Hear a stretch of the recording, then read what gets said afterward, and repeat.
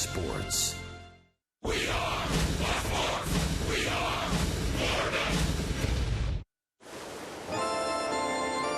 Fox Sports Florida presents a baseball soap opera from the Bronx to the beach. Last night, Chapter 1, an international sensation took to the mound. Masahiro Tanaka was nasty. Born in the Bronx, Tom Kohler was even better. He quieted the Yankee bats. New to the show, we met Derek Dietrich, and he didn't disappoint. In a dramatic finish, a Yankee hero returned home and was vanquished by A.J. Ramos. The Marlins won 2-1. Tonight we present Chapter 2, two young guns trading places. David Phelps started in pinstripe. Now he's all about the beach. Nathan Eovaldi went from South Beach into the boroughs. Tonight we give you Chapter 2, Marlins and Yankees.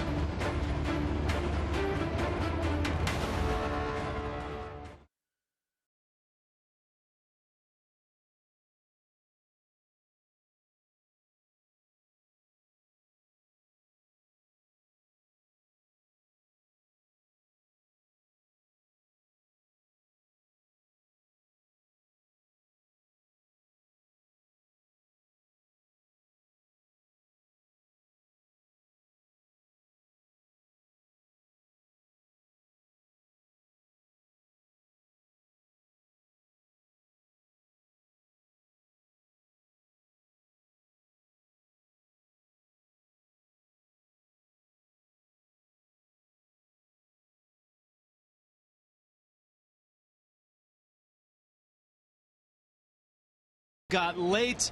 The dramatic home run by Derek Dietrich, Ramos finishing it, Kohler born in the Bronx. So many storylines. You know what, Rich? It's hard when you think about it. It's going to be hard to top that. But then again, you have the Marlins, you have the Yankees. When I saw that shot of the ballpark taken from the blimp, I thought you just don't feel the intensity and excitement that we have here. Yeah, you just don't know what's under the roof. Well, under the roof are two guys who are pitching for the other team in the other cities last year. Principals in a trade between the two teams. Nathan Eovaldi, a fireballing right-hander. The Marlins liked him. They didn't really want to part with him, but they sure wanted Martin Prado. 13-27 in his 2+ years as a Marlin, but you can see he's gotten off to a really good start with the Yankees. He hasn't taken games real deep, but you see the 5-1 record. David Phelps was very versatile and a big boost to Joe Girardi and the Yankees. Yeah, he was. In his 3 years with Joe Girardi, 10 or more starts in each of those years, also working out of the bullpen. And for David Phelps, coming off his best start, a career-high 8 innings, best start of his career against the Rockies last time out. And we'll find out how these guys approach their former teams. And when we get back, a bit player stole the show last night. Derek Dietrich has a lot of talents. A double and a homer, just two of them.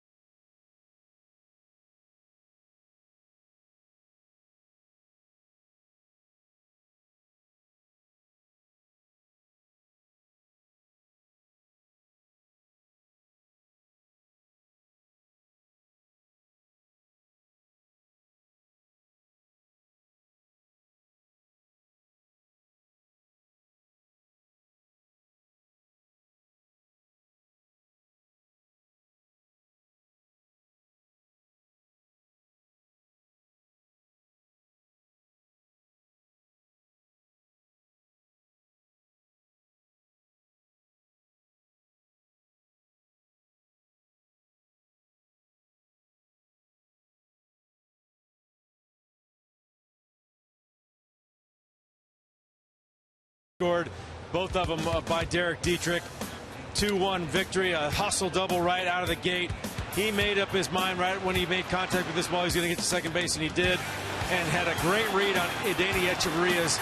Kind of was a lofting single out to left field. Made a great read and scores the first run of the game. Read it right away, and then the big blow here, 1-1 ball game, bottom of the 7th. Easy power right here. Just a nice smooth swing. Puts it way out of right field. Gives the Marlins a lead 2-1. So Derek Dietrich now batting second in the lineup at third base. Prado continues to be a day-to-day story. The DL has not been ruled out. The Marlins are hoping that will not be the case, and they'll get him back maybe for the weekend, but story will be told in a few days. What about Dietrich, number 2 now? Hey, I mean, I guarantee if you ask Derek Dietrich if he was hitting the lineup number 2, what does that mean to him? He doesn't care. He wants to be in the lineup. That's all he cares about. And get a chance and take advantage of the opportunity. Man, was he wearing a big smile, and great to get some pats on his back, too, after working hard to get back up here with the injury to Prado. All right, it's Chapter 2, the Marlins and the Yankees, coming up next from Marlins Park.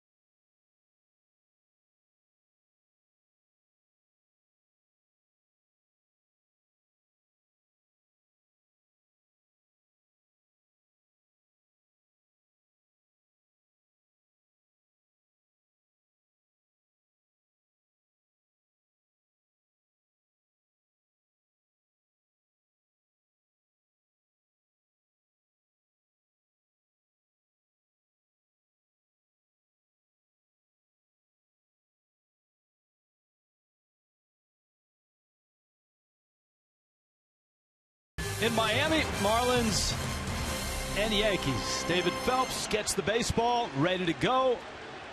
Brett Gardner in the box. And here we go with game 2. A fastball called strike. Gabe Morales behind the plate. Pinch a penny brings you that first pitch. Phelps coming off a wonderful start against Colorado. 8 scoreless innings.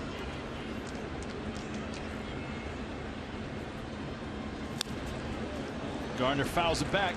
Quickly, it's 0-2. In that game, Rich, against the Rockies, lots of strikes, too, in the 8 innings, just 1 walk. There are the overall numbers for David Phelps, who's been just tremendous. 6 or more innings, 8 of his last 10 starts.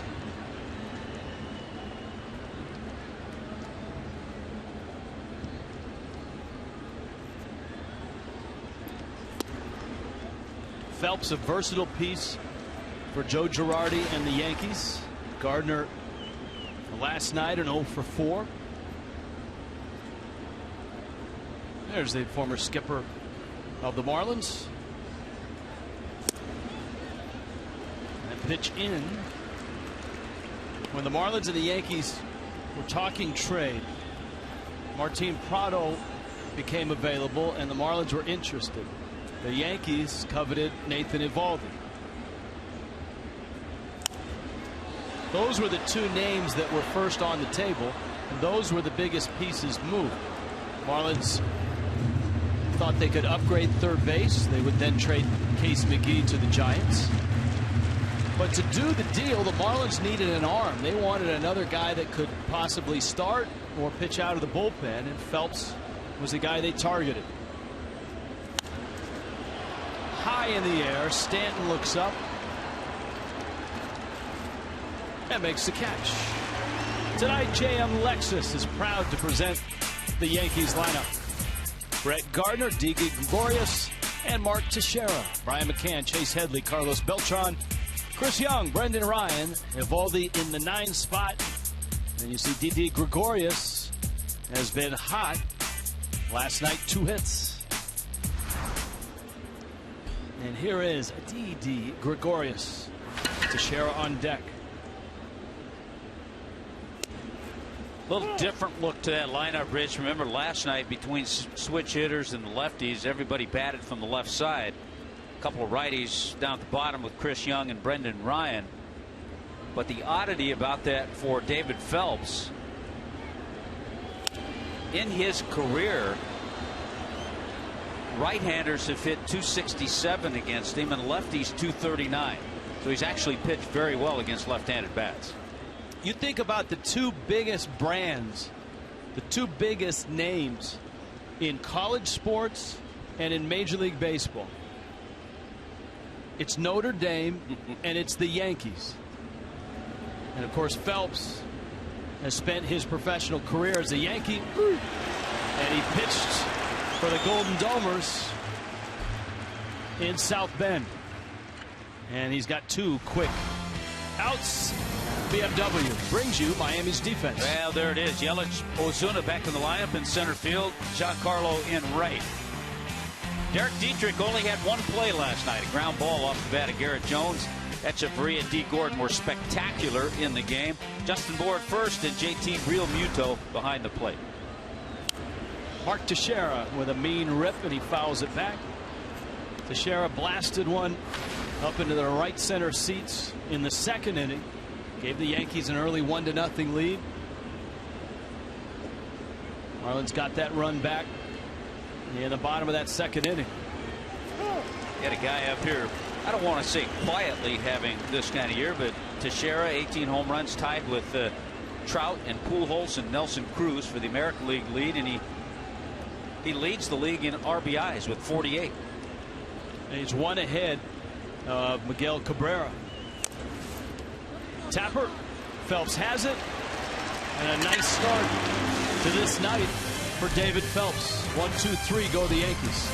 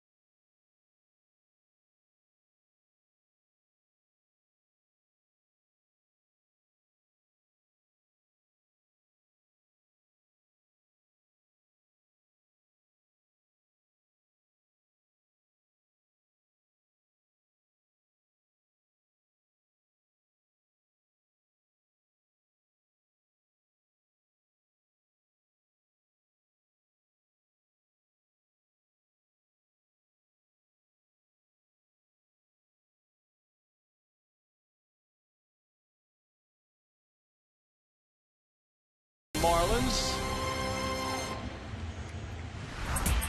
JM Lexus brings you Miami's lineup. D. Gordon in the leadoff spot. Derek Dietrich up now hitting second. Christian Yelich slowly but surely coming back to form. Giancarlo Stanton hits cleanup. Marcell Ozuna follows him. Justin Bour trying to snap out of it right now. JT Realmuto will do the catching. Adeiny Echeverria put on a clinic last night. And Phelps is in the 9 spot. And there is Nathan Eovaldi. Marlin fans know him well. Still only 25 out of Alvin, Texas.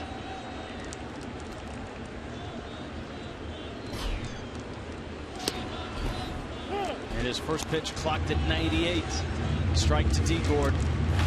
Well, you know you're going to get a lot of fastballs in the mid to upper 90s from Nathan Eovaldi.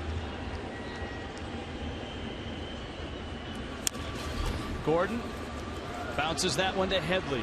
Fires to first in time to get the out. Yankees defense tonight. Yeah, they have a couple of changes. Defense brought to you by BMW. Chris Young with the start. He wasn't in there last night. He's in left.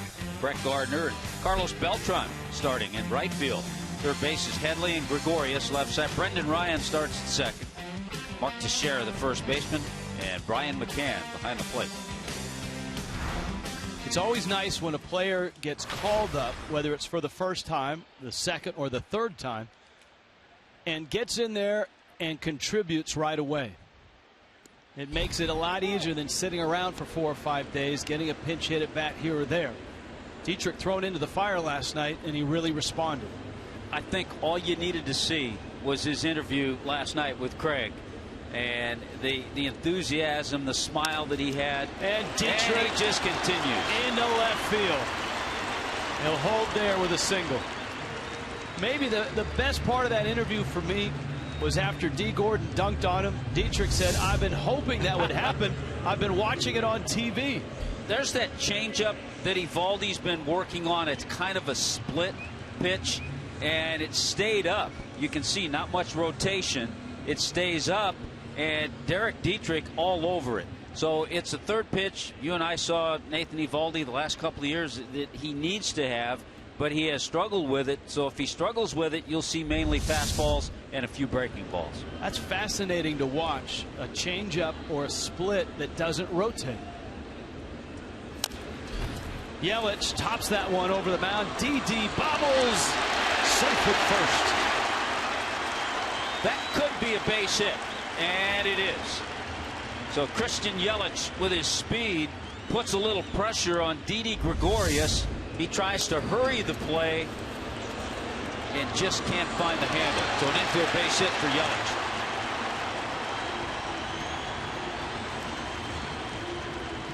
And now here is Stanton with runners first and second and 1 out. Gregorius, a slick fielding shortstop. A bit of a bobble, and Yelich was way by the bag by the time it arrived. So this should be fun. Eovaldi throwing upper 90s. Stanton leading the free world in home runs.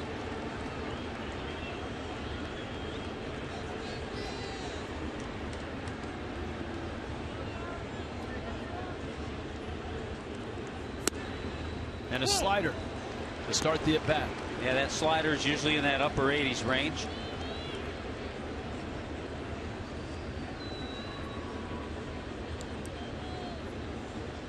Eovaldi last year had the lowest run support in all of baseball.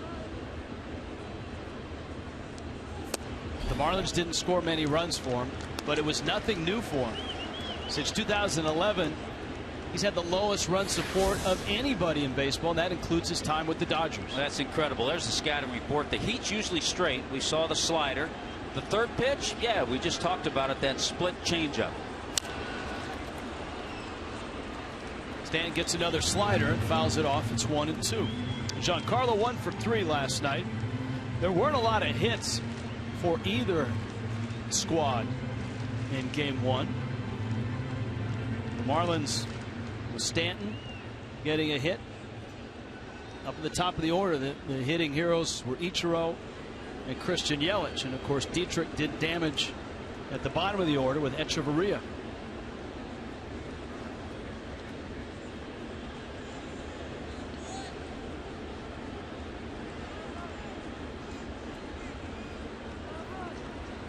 1-2 coming. Bouncer, backhanded there, and Headley has no play. Dietrich will hold on, and Stanton has an infield hit. And the bags are loaded for Marcell Ozuna. Well, we've talked about it with Giancarlo. Not too many singles. That's his 28th single to go along with 23 home runs and a few doubles. So no play at all by Headley. He makes the wise choice. Good play to get to this ball, but the wise choice is not to throw. Remember, last night in the 8th inning, the Marlins had an opportunity to get some insurance and add on.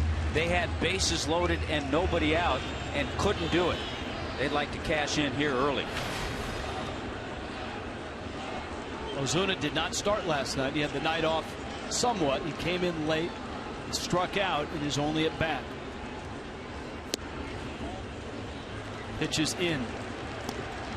That's 1-0.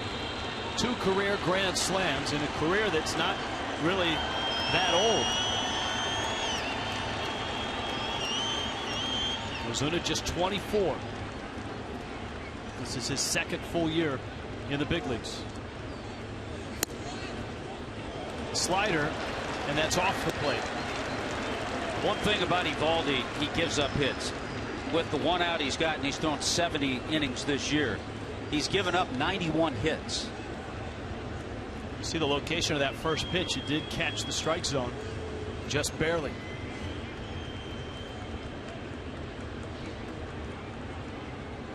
So one thing about Eovaldi that we've seen, even though the count's 2-0, and even if he does throw a fastball, there's no guarantee that you're going to hit it.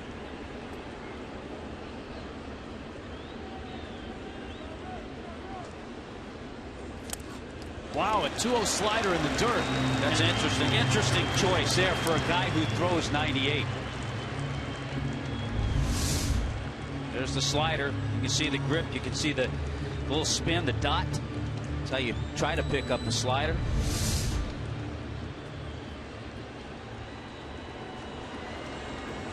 Larry Rothschild, pitching coach for the Yankees.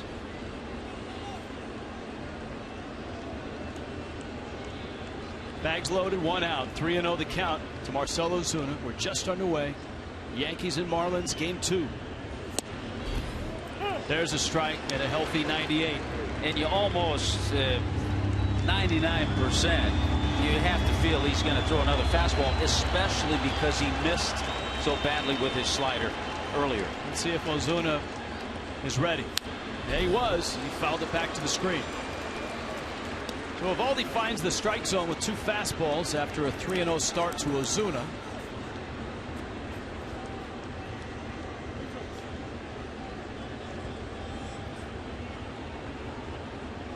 Larry Rothschild watching. Dan Jennings on the rail for Miami.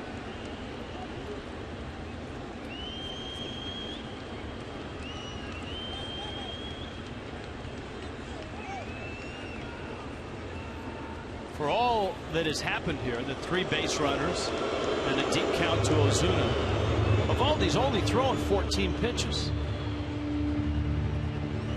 And a trip from Brian McCann. Maybe talking about that slider. How do you feel? Do you feel like you can throw it here 3-2? Or you want to jump it up to about 100 miles an hour with a fastball?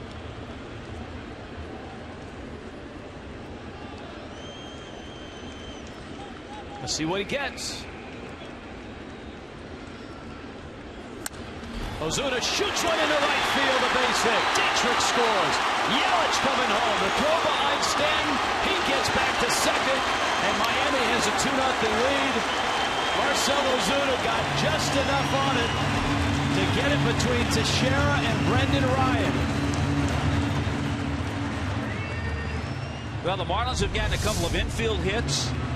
A 2-seamer runs in on the hands of Marcell Ozuna. He's strong. He is strong. The hands come in, he fights it off and finds that hole between first and second. Great job to make contact and battle a guy throwing in the upper 90s.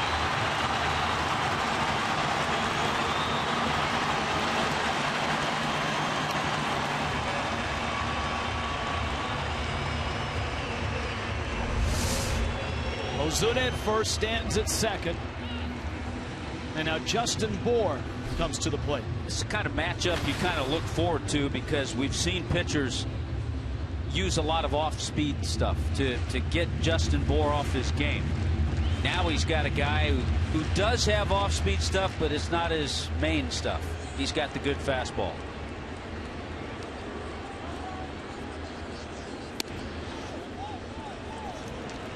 He went off speed and he misses. It's 1-0 for Bour. A hot start. He's cooled of late with 5 home runs. He's driven in 10.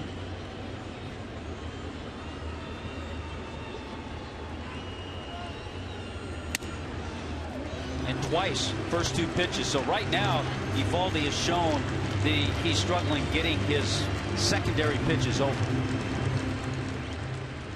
What do you think here? A little fastball to the big guy? Well, it's a fastball count.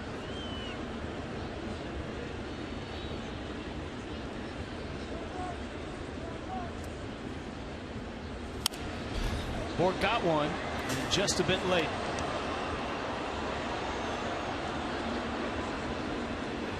The hometown for Nathan Eovaldi is Alvin, Texas. If you're a baseball fan of a while ago, you recognize that as the hometown of another guy who threw 100 just like Eovaldi, Nolan Ryan.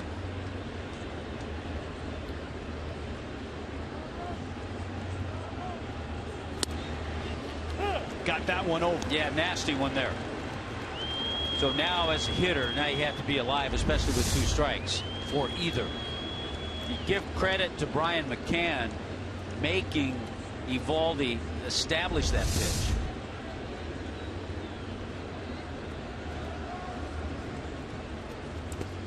Bounced it. Counts full.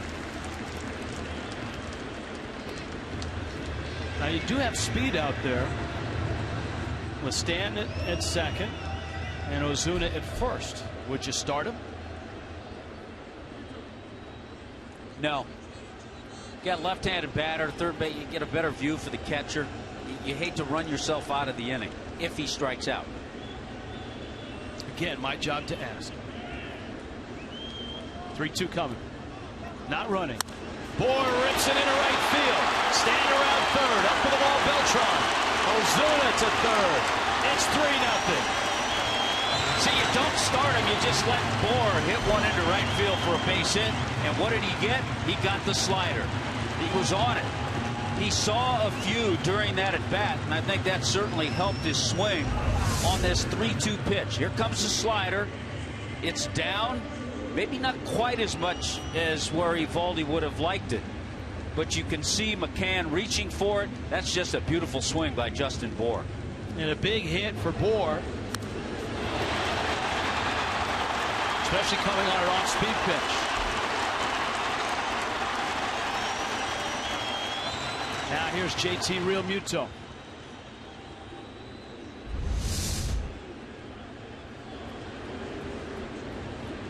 Five consecutive hits, all of them singles. Eovaldi misses. I think also a couple of times in this inning, Eovaldi has gotten squeezed a couple of times. Some close pitches that maybe had they gone the other way would have changed the outlook for him.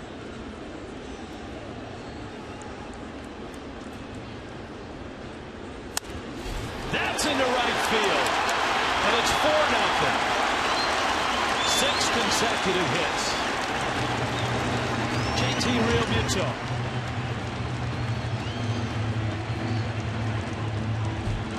Well, I love the approach of the Marlins tonight, not trying to overswing, do too much. Realmuto stays back. We've seen a couple of hits from right-handers, one from Ozuna, and that one from JT go in that similar area. Fan of Cam giving you the look.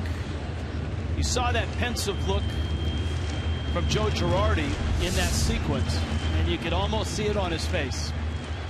How long do we stay the course? No one has started the Yankee bullpen. And here is Echeverria.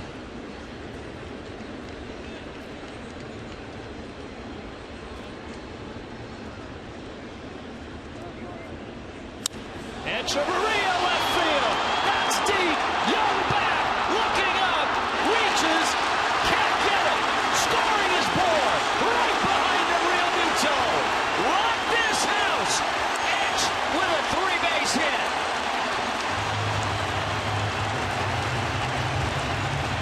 There's a little something for Marlins fans to cheer about.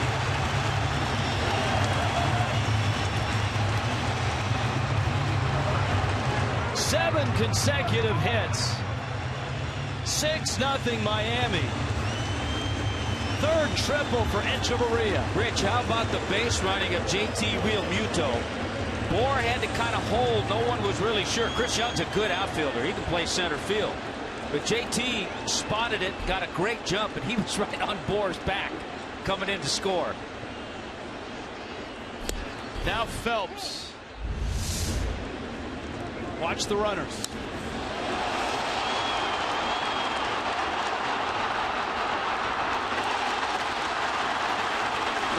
Real Muto right in Justin Bohr's back pocket.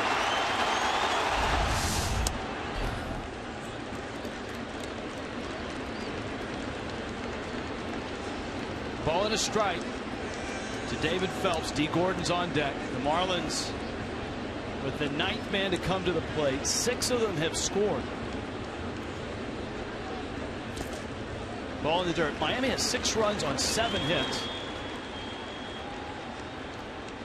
And yet Evaldi's thrown just 27 pitches. You would expect he'd be up in the high 30s at this point. Notice he tried to throw that slider again. McCann's trying to get him to establish that, see if he can get that over with a little more consistency, but he missed, even trying to throw it to David Phelps.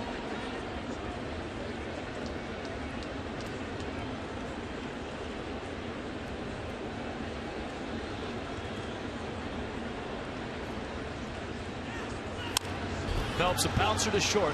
Gregorius gets the out. And Gordon with 2 outs has a chance to add to what is a big inning.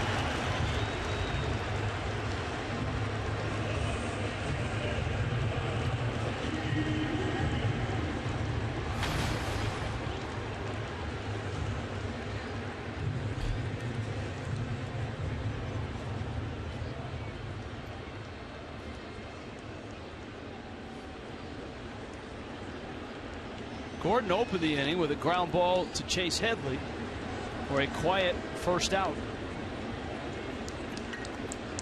And then 7 consecutive hits later, it's 6-0.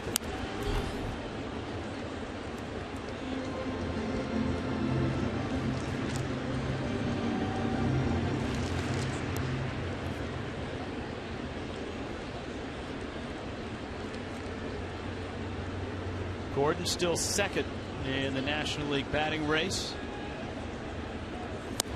Paul Goldschmidt is going wild right now. He's now at 366. Boy, he has gone crazy, not only with the batting average, but with home runs, RBIs. Goldschmidt 18 homers, 53 driven in. Second in slugging behind Bryce Harper and just in front of Giancarlo Stanton.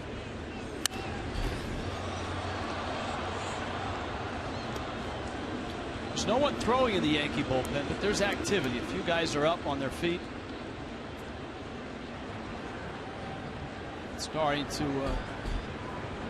maybe loosen a little bit. Chris Capuano, crafty lefty.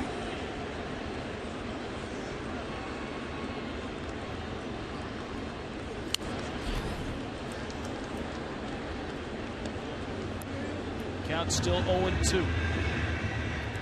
All singles except Echeverria's triple.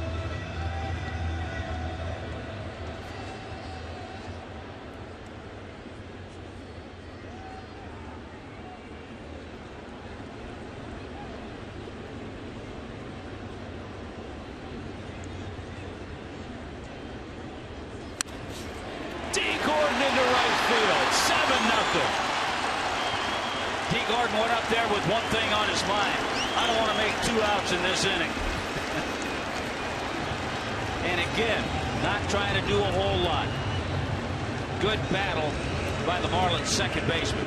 And hit number 94 on the year. And the slider. Another slider. and another hit.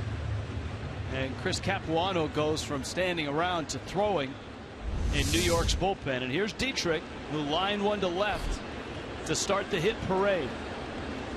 8 base hits.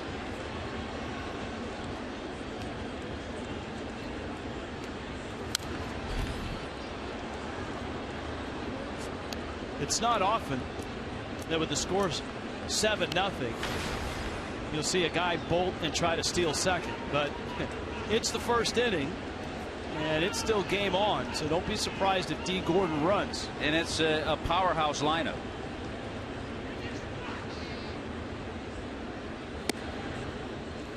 Slow breaking ball misses. It's 1-1. One of the things that has always impressed the Marlins, there's Capuano getting ready, about Derek Dietrich coming into the game tonight. 378 career at bats in the major leagues. 378, not even a full season. 15 home runs.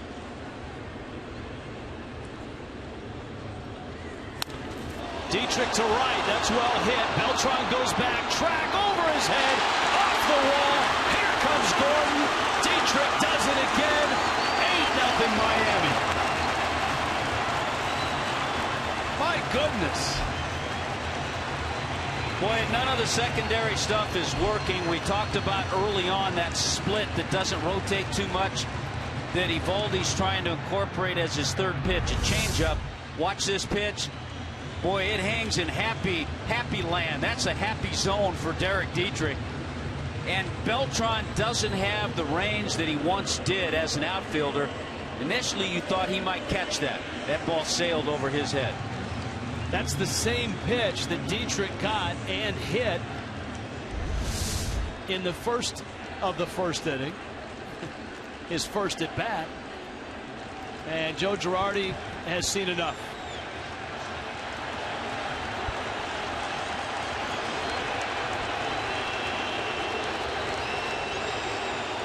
The Marlins knock around their old teammate, Nathan Eovaldi. 8-0 Miami. Kendall Toyota called to the bullpen.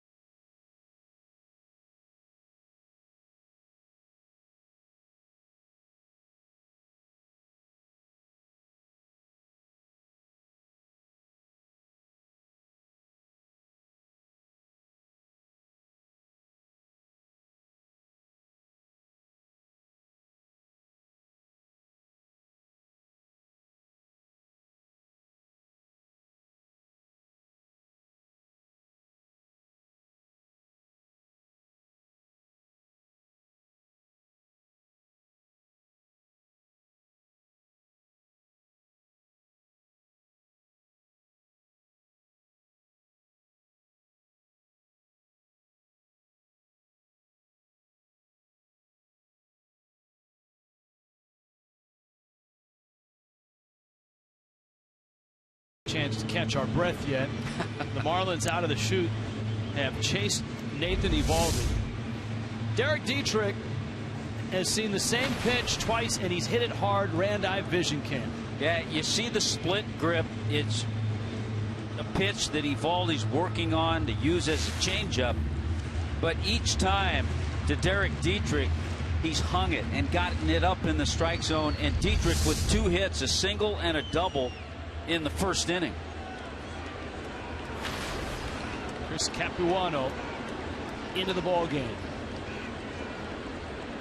Major League veteran. Probably the perfect guy for the Yankees to come in and try to give Joe Girardi 5-6 innings and not wreck the bullpen for the next 2 nights. Well, early in the year, Capuano was starting, has 3 starts this year.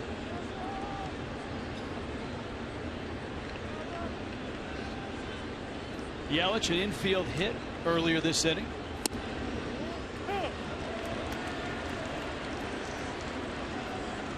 A trio of Marlins have enjoyed their second at bat of the inning.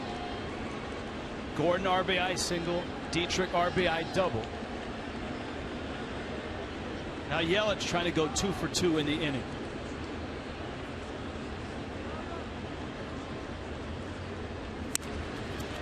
Pulls a grounder.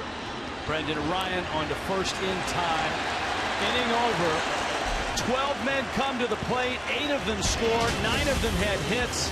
And Miami all over the Yankees. 8-0 after 1.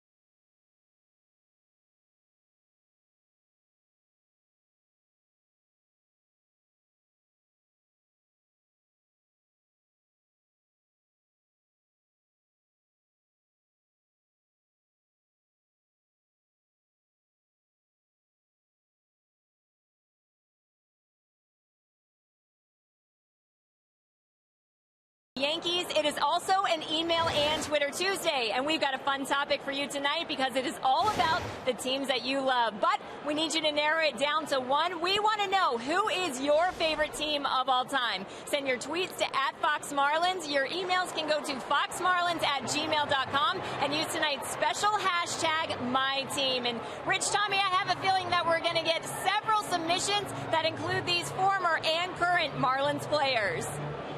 All right, thank you, Jessica. Yeah, I guess now is a good time for emails. 8-0. David Phelps goes to work. Brian McCann, Chase Headley, and Carlos Beltran. Rich, the most first inning runs in Marlins history.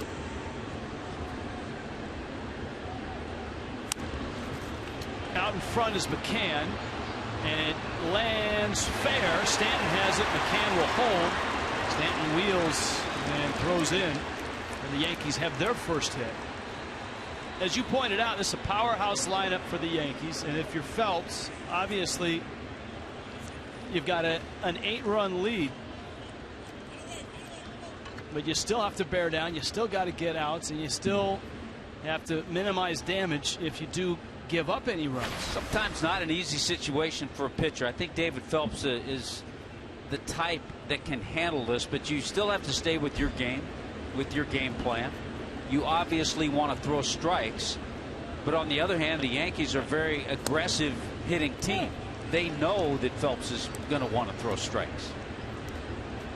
Here's Headley, who's 0 for 4 last night. You ready for the first email tonight? Go ahead. I will throw it out after this pitch. I picked this one out just for you, Tommy. Here's the 0-1. It's down low. It's from Sean. Guys, do you think Major League Baseball should keep the All-Star Game voting format the same, or should it be changed somewhat? Is it fair that the home run and RBI leader right now is 4th behind the right fielder in San Francisco, or the outfielder in San Francisco, Nori Aoki? And if you haven't heard, Nori Aoki has taken over. And now a lot of people are reacting and saying, boy, the fans in San Francisco are stuffing the ballot. But if you look and you see Giancarlo Stanton is 4th right now, narrowly behind Aoki. D. Gordon's still 1st at 2nd. But you have to kind of look at the American League to understand why Aoki is where he is. Well, he once was a Royal. Yeah. So it's a Royal flush in the American League. The only non-Kansas City player, even the DH is Kendry Morales. The only non is Mike Trout. And look at the vote totals. I mean, everybody's up 5, and we 6 love million. Omar Infante, but he's hitting 204. He's got the lowest OPS of any position Well, I player. got a couple of things to say. First of all, I think it's ridiculous. But secondly, who sent you the email? Sean. Okay. It's a double play. That's good. I like that. But Sean, unless you've voted your 35 times, don't send an email. So if you don't like it, you go out and vote for your amounted times, your allotted times, which I think is 35. Secondly, if I'm any kind of a fan of Major League Baseball, who do I want to see? Nori Aoki or Giancarlo Stanton? It's got to be. If it happens and there are all these Royals players, I guarantee the commissioner's going to do something about how the All-Star Game is selected. Yankees are watching, and I think he is safe. Ball's not in the back of the glove until he's well on the base. This is going to get overturned just from looking at it. Did the Yankees challenge? They did not challenge. The Yankees did not challenge. So it is a double play.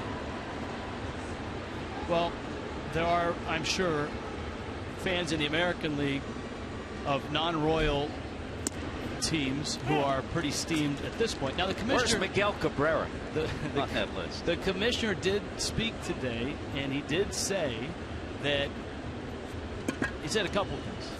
That if it turns out that there's 8 Royals in the starting lineup, that he would review the voting and the procedures. But he also cautioned that in years past, 2 weeks before the All-Star Game, oftentimes there are outliers like this, or there are guys that are in position to start who don't end up starting, that fans eventually correct what's happened on the ballot box. Maybe that speaks to your first point. Maybe angry fans get motivated to get out there and vote. D. Gordon picks it up. David Phelps through the second. Big night already. Big G's coming up. It's 8-0 Miami.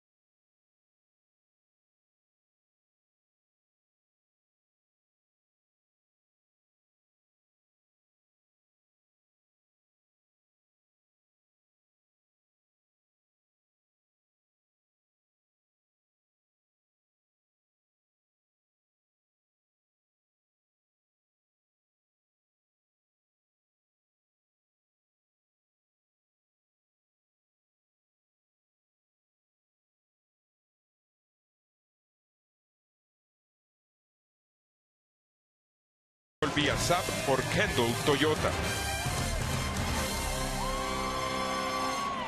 Marlins Park, 8-0. Do not adjust your set. The Marlins, the biggest first inning in their history. Giancarlo Stanton against Chris Capuano. And a fastball for a strike. That's about how Capuano works. That fastball's upper 80s. He just goes in and out, changes speeds very well. Good changeup.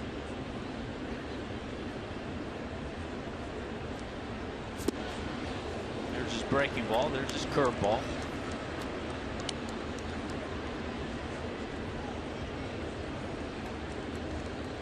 Capuano is one of the few guys that has continued to win games after a second Tommy John surgery. Duke product. He's now 36. Got to change your direction a little too as a hitter. You had the game plan. You thought all about the right-hander Eovaldi. Now you have the lefty out there, Capuano. I think facing Mark Burley just less than a week ago should help the Marlins with Capuano here.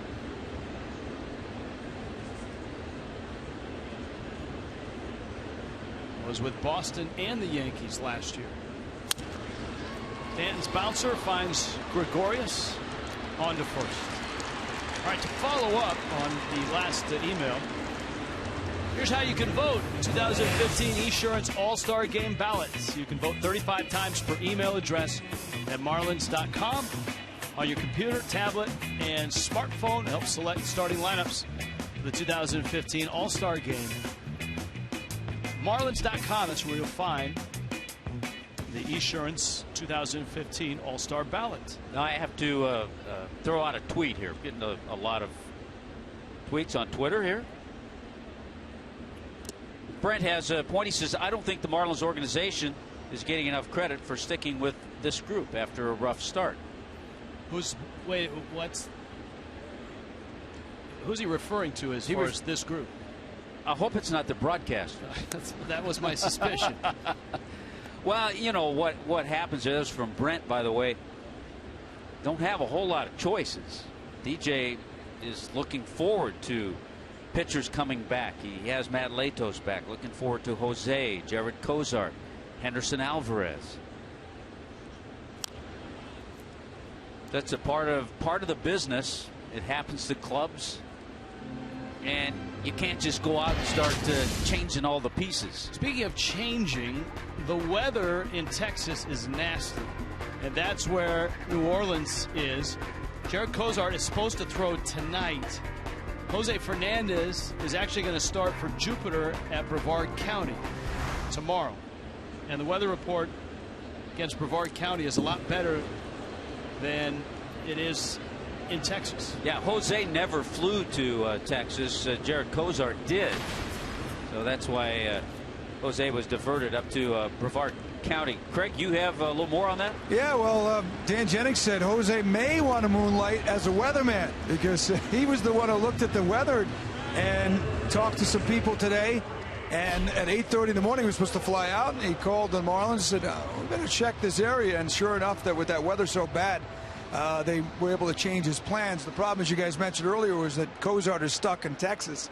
They're trying to get him to Double-A and perhaps have him start tomorrow as well. And Jose will be starting in Brevard County. We're going to have some footage, too, tomorrow night throughout the broadcast, perhaps on the pregame, but certainly during the game, postgame, on Jose's start in Brevard County. Dan Jennings yesterday said he wanted Jose to go to AAA, guys.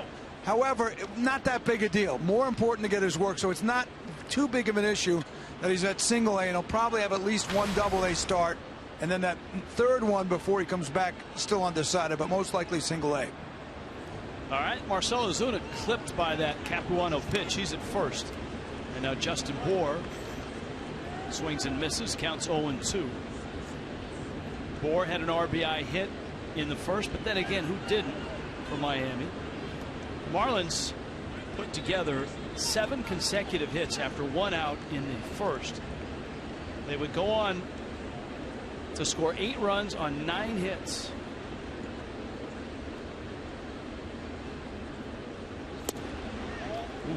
Capuano just missed. This is a tough AB for Justin Bour because he just has a handful of at-bats against left-handed pitching. He's been in a platoon situation. So now he's got a tough lefty out there, a veteran left-hander in Capuano.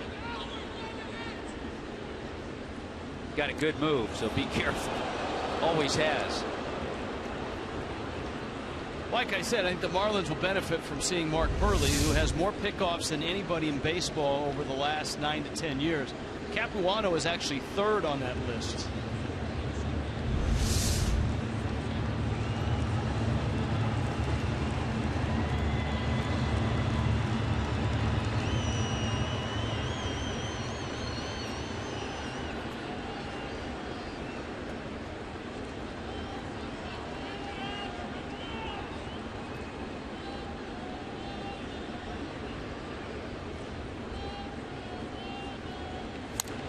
Bour hooks it foul. All right, email time. Last week, and this is from Pete, Marlins were not on TV on that Wednesday game, and so Pete was watching the Blue Jays telecast.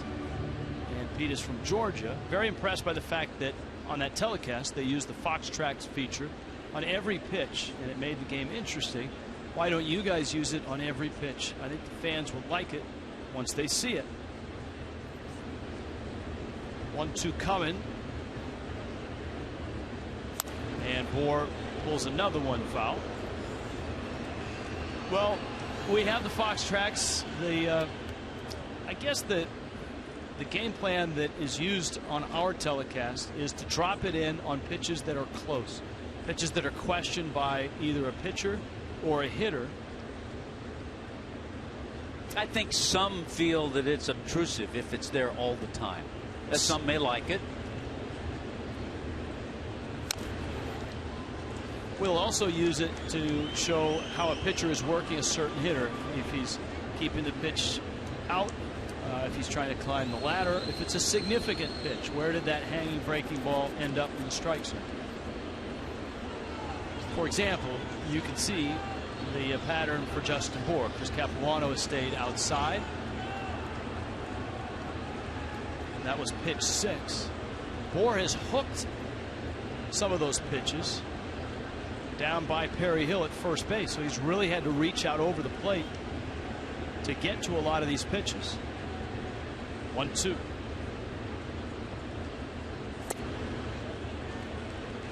He's actually having a really good at bat against a tough lefty. Well, maybe hitting an off-speed pitch from Eovaldi for a big hit is the spark that he needs.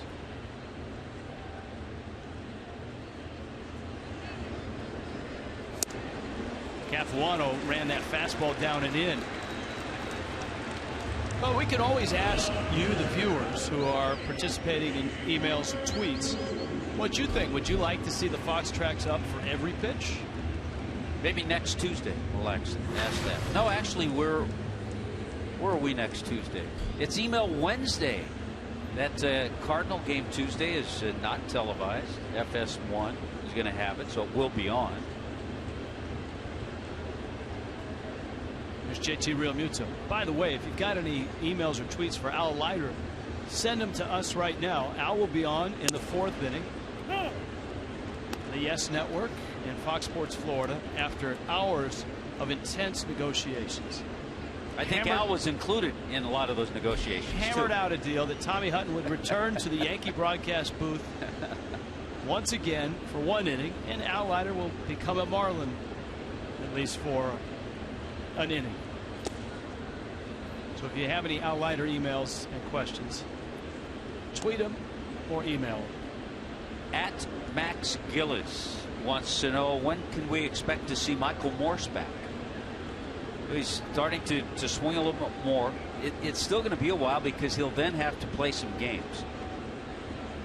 So I would say 10 days, 2 weeks would be a good guess, but I'm not sure.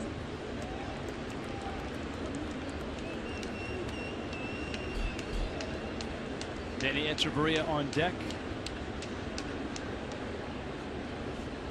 It's amazing. Every Marlin except David Phelps has a hit already.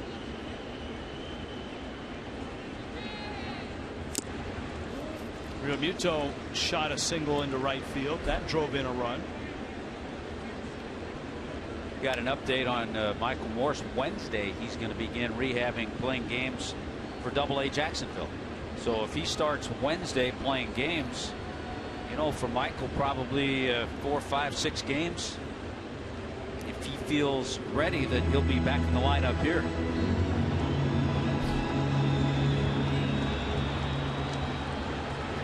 Jacksonville in Chattanooga. Wednesday through Friday. 2-2 coming. Little pop. Beltran in, and he makes the catch. A rather uneventful second, isn't it, compared to that first?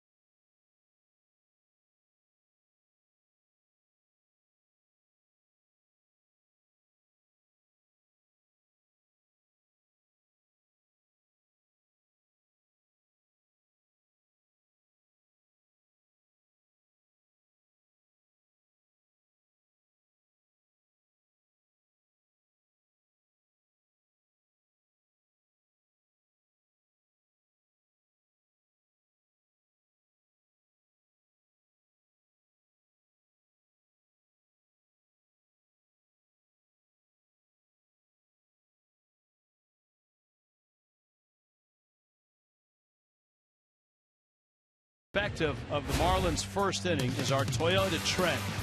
8 runs scored, most ever in franchise history. 9 hits, it ties a club record. 7 consecutive hits, that's 2 shy of the team record. All position players with a hit, that's the first time it's ever happened in Marlins baseball. This is the 23rd season of Marlins baseball. That's pretty incredible. Pretty incredible. Big part of it, Derek Dietrich. He had a couple of hits. Chris Young swings and blasts it foul.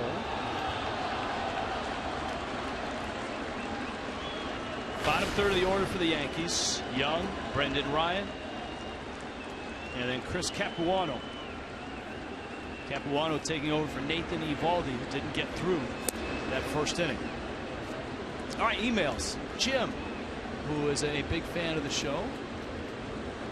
Would the Marlins consider switching Echeverria and Gordon in the batting order when a left-hander starts against the Marlins? Now, Echeverria is one of the top hitters in the National League against lefties.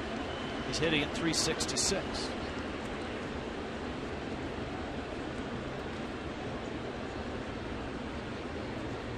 What do you think, Hut? Bouncer to short. Echeverria gathers and throws Young out.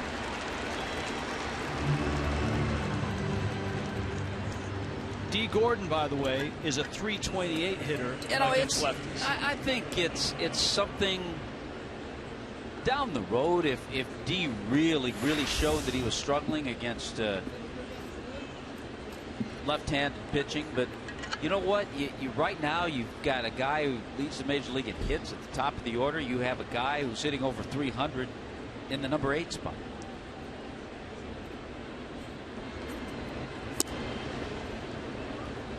I think my mother used to say, leave well enough alone. What kind of manager was your mom? She managed the household pretty well.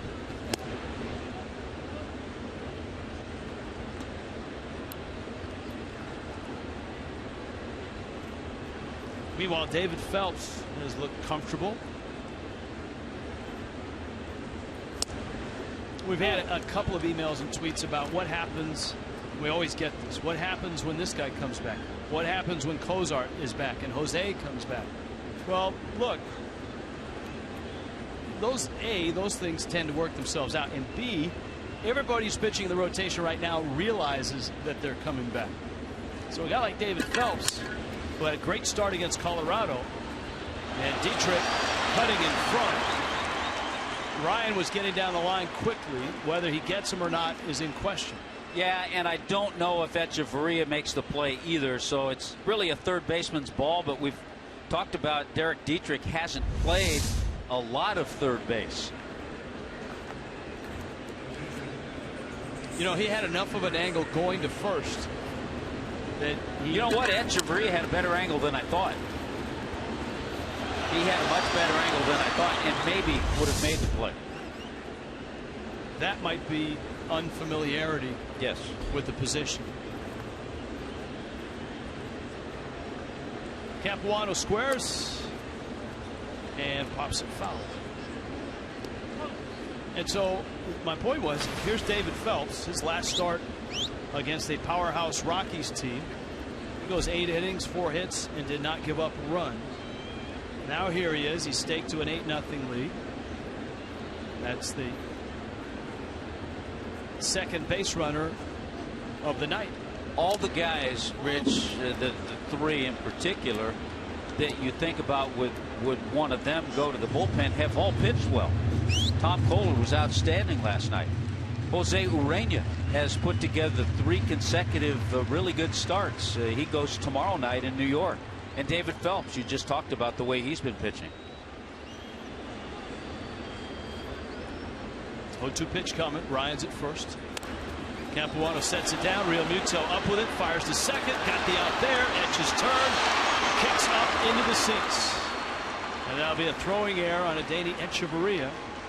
Marlins get that out at seconds. Father's Day coming up this weekend. We've got the home run challenge in full swing right now, and for every Marlins home run in this game, $12,000 will be raised. HomeRunChallenge.org. All the funds going in the fight against prostate cancer. Baseball has been such a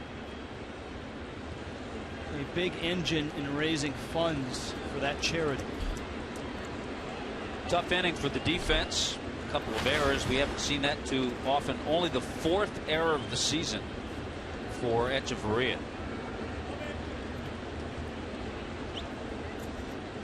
Just to give an example, that for the most part with Prado and Echeverria, they've made a combined 9 errors.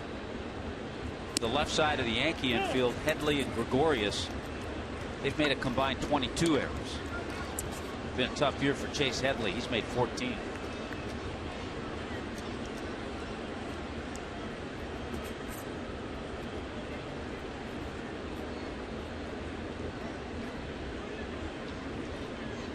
Brett Gardner flied to right in the first.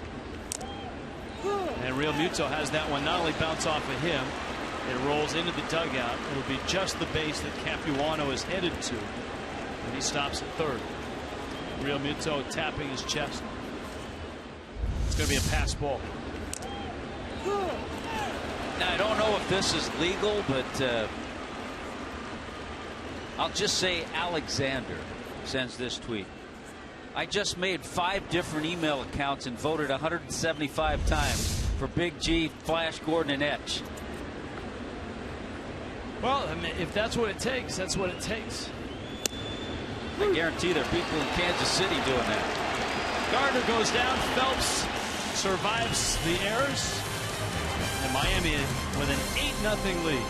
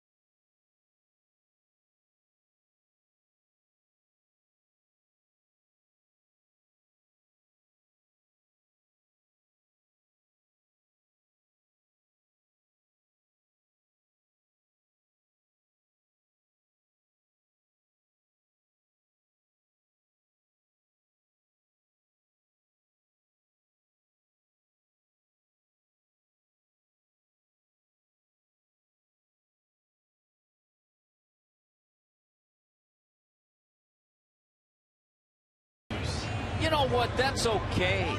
I mean, okay, the Yankees are your American League team.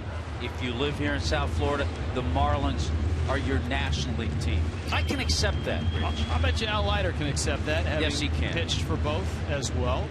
And on this Email Twitter Tuesday, Al Leiter will be in the booth here in the 4th inning. Tommy Hutton will be over on Yankees television.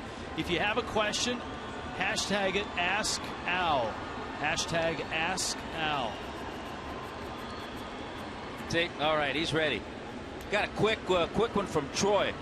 That's right. He's ready to go.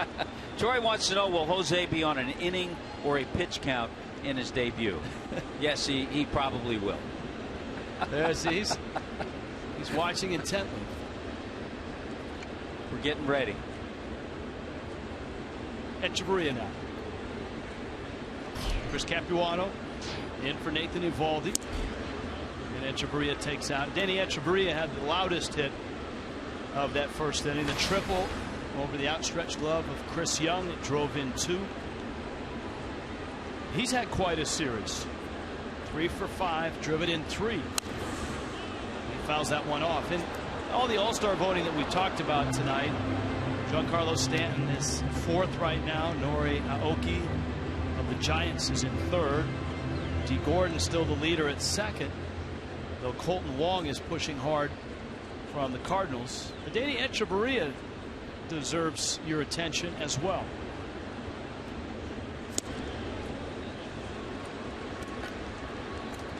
There are some really good shortstops in the National League. A couple having good years. Brandon Crawford having a terrific year with the Giants. Power-wise, home runs, RBIs. Simmons always gets voted. Peralta's an offensive-oriented shortstop with the Cardinals. Troy Tulowitzki. Healthy. Yeah.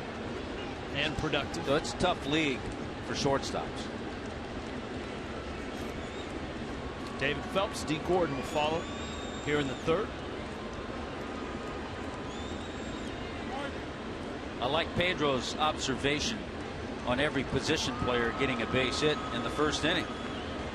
And he's right. He goes, people marvel when it happens for an entire game. When you say, hey, everybody in the lineup has at least one base hit.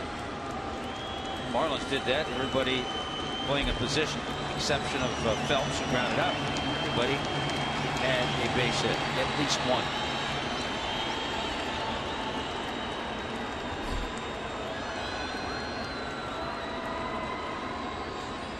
Three-2. And Echeverria, another hit. So he's 2 for 2 tonight. He was 2 for 4 last night. His average has been over 300 for the last 3 weeks. Marlins Park offers a variety of suites located behind home plate along the first baseline that can be rented for just 1 game. Suites accommodate groups from 16 to 70 guests, offer upscale contemporary furnishings, and feature great food and beverage options. 1-877-MARLINS. Go to marlins.com/groups.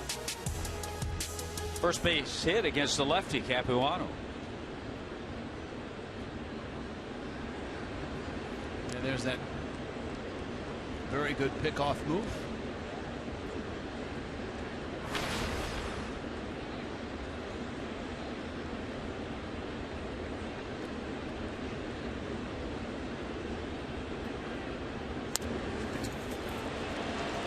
Phelps sets it down. Yankees get the out, and Echeverria's in scoring position. And it brings up D. Gordon, who is 1 for 2, both the at-bats from the first.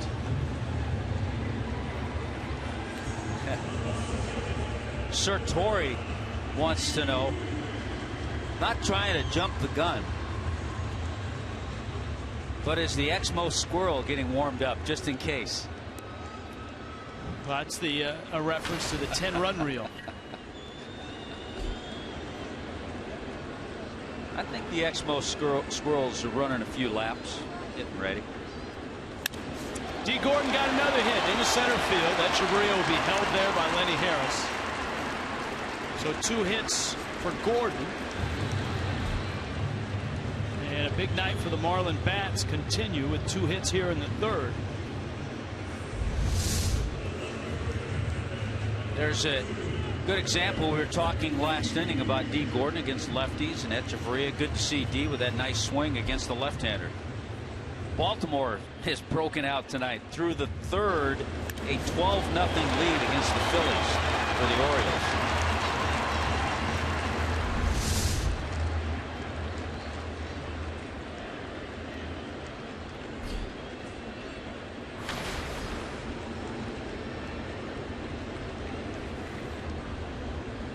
Now Dietrich.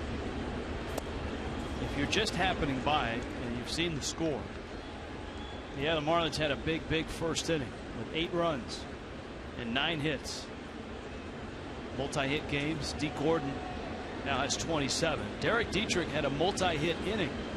Singled and scored, RBI double, both back in the first.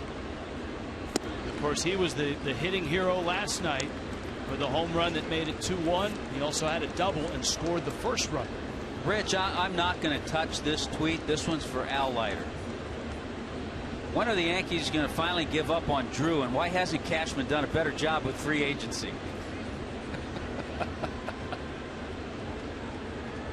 You know, I don't think the Yankees network has email or Twitter Tuesday. There's a strike to Dietrich.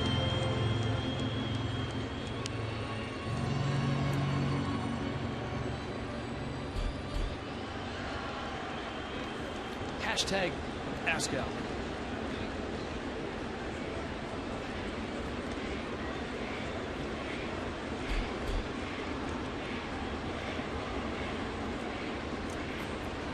Gordon back on the throw over. There's one out. So Dietrich in the 2 starts has 4 hits and 5 at bats, 2 doubles, a home run, 2 runs driven in. I remember one of the first things I was told when he was called up, don't let his 260 batting average be deceiving, because he had gotten off to a poor start, but his last couple of weeks he was really swinging the bat well, and he's continued that. He's going to get a 3-1 pitch here from Chris Capuano. Marlins knocked Nathan Eovaldi out in the first inning. Speed it to corners. 1 out here in the third. It's a breaking ball. It's up. Dietrich's on his way to first. Bags are loaded for Christian Yelich.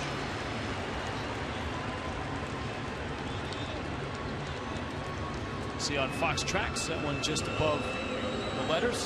Which we have a response from Put Me in Coach. No to Fox Tracks the whole game.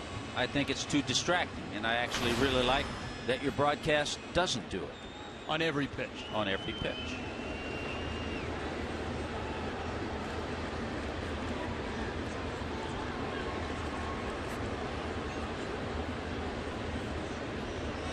Yelich 1 for 2 already.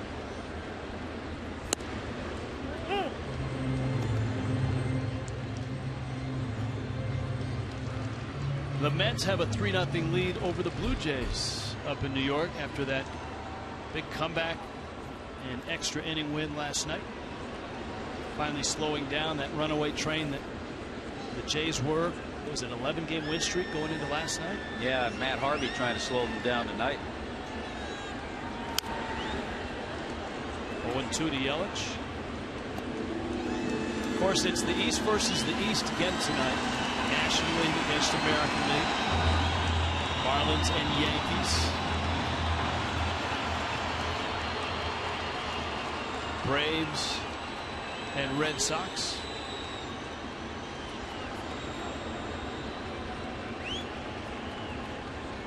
Mets and Blue Jays.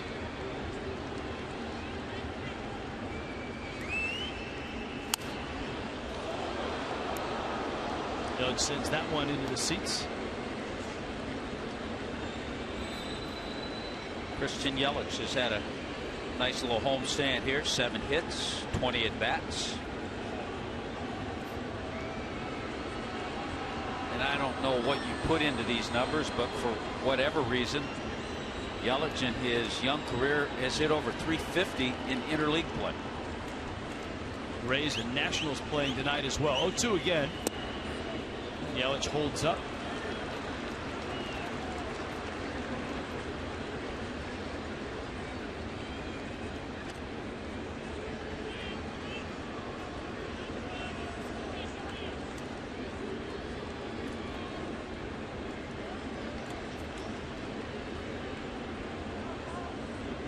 Capuano now at 42 pitches.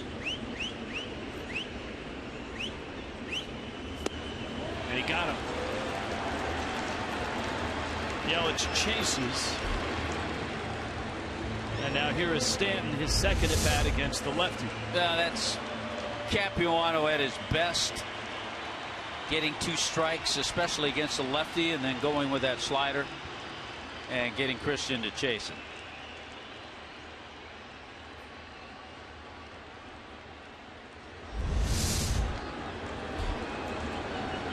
Stan had a single in the first, bounced to short against Capuano in the second. Bags loaded. And a pop-up back behind first. Teixeira calls and makes the catch. And the Marlins leave him loaded. Al Leiter when we return.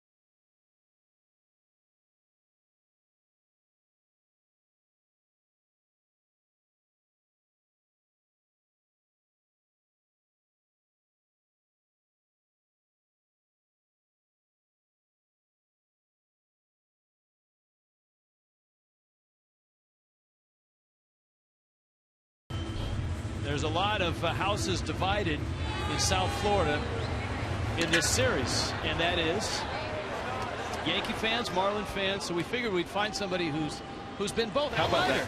How you doing, Rich? Yankees, Mets, Marlins, Blue Jays. Yankees, Blue Jays, Marlins, Mets, Marlins, Yankees. Nice. 19 seasons and 2 shoulder operations. Yeah, and now MLB Network and the Yes Network. Yeah, it's cool. I see you up there on the MLB Network. That's fun. And doing this is fun. And being back here is really. What do you think? Last night was amazing, right? I mean, the energy here. What do they have? 33,000 plus. Yeah. And this is a fun team. It really is. I mean, I know coming from our perspective, you do the games every night. Obviously, I like what they've done. I know from the beginning, there was their struggles. But this team, you look at parity in baseball, Rich. Don't count them out. D.D. Gregorius, Justin Bour steps on. I mean, I'm sure that's your MO, right? I mean, you got to have the pitching back. Absolutely. They've been playing without 4 starters in their rotation. Right. They slumped a bit offensively. They seem to have solved that. I guess the question for the Marlins will be the hole that they've dug. Can they climb out of it? The nice news at the top of the division, the Mets are in first and the Nationals have scuffled and no one's running away with it. Pitching, right? I mean, you look at it, and if you get consistent quality pitching and the parity, I can't say enough of that. You even look at the Yankee division. I mean, you know, it is such a topsy-turvy division, and you're not sure who's who. I mean, you look at the Yankees, they'll go on a 7-game winning streak, and then they'll go 2-6. And then they win 3 in a row, and they go 1-4. Mark Teixeira misses outside. That American League East right now is just a tangled mess with a team that's overachieved. Many feel the Rays.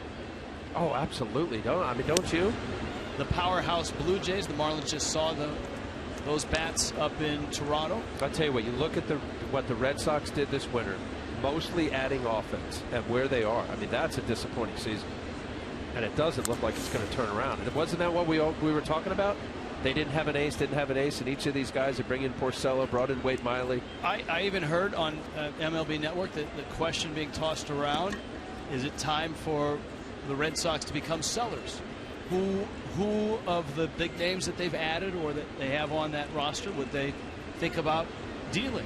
Obviously, it's really early, but you know, you're getting closer to July, which is trading season. Stanton is over, and Teixeira is out, and David Phelps. Now, tell me about David Phelps from what we've seen. Wow. Phelps is a guy that was used in both the bullpen and the rotation for the Yankees. Yes. He didn't start in the rotation for the Marlins. Once he got there, he had some nice starts. It looked like he had hit a wall, and then all of a sudden he's kicked it back into gear. You know what? I've always liked what David Phelps brought in the sense that he's given it his all. And here's a guy that doesn't have overpowering stuff. We're watching here tonight. He's got the Yankees handcuffed here in the 4th, and he uses all of his pitches. You know, in a scout report, when you look at a guy like David Phelps, you say he's a pitcher. What does he throw? 89, 90, 91. He's not going to overpower you. What else does he bring? Curveball, slider, changeup, and he uses them all equitably and is smart about it. We were just talking, Michael Kay and I, of how in the air, right center, off McCann's bat.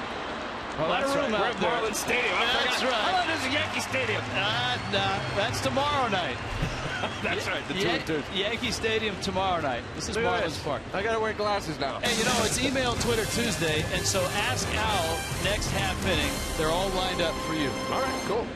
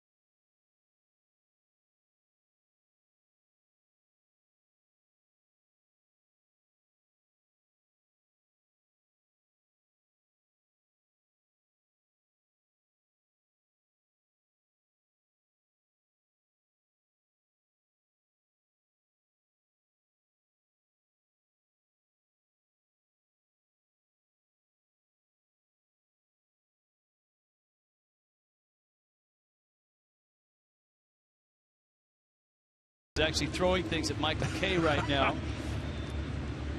Oh. And is the with 9-0 games, you know. How's Hutt doing over there, by the way? I don't know. Are they talking? Smiling? Yeah, he's all right. Well, he's a former Yankee broadcaster. He did my first game. 1987, Tommy Hutton on radio, Yankee Stadium. I debuted my Major League debut against the Brewers, Tommy Hutton. We have emails and tweets. You want to get into those? Yeah, let's do it. So you can see dueling telecasts right now. I'm going to put on my glasses. Put on your glasses. First question. Rich, I used to have great vision. Getting close to that 5-0. Marcell Ozuna bangs one in the gap right center. Gardner cuts it off. And Ozuna has his second hit of the night. Marlins up big, First email for you, Outliners, from Alejandro. A.J. Ramos, the new closer for the Marlins, has been excellent. What are your thoughts on Carter Capps as a future closer? Oh, absolutely. Excellent. Great question, Alejandro. I love him. How could you not? And the unusual delivery of what we've seen, right? We were really focused in on it. Here's a guy that throws, what, 100? Close to it? Yep. And the difference of what he's doing now, Alejandro, is getting his slider over. He's got, last night he was awesome. Unbelievable. Very impressive. You're always impressed with plus arms. A.J.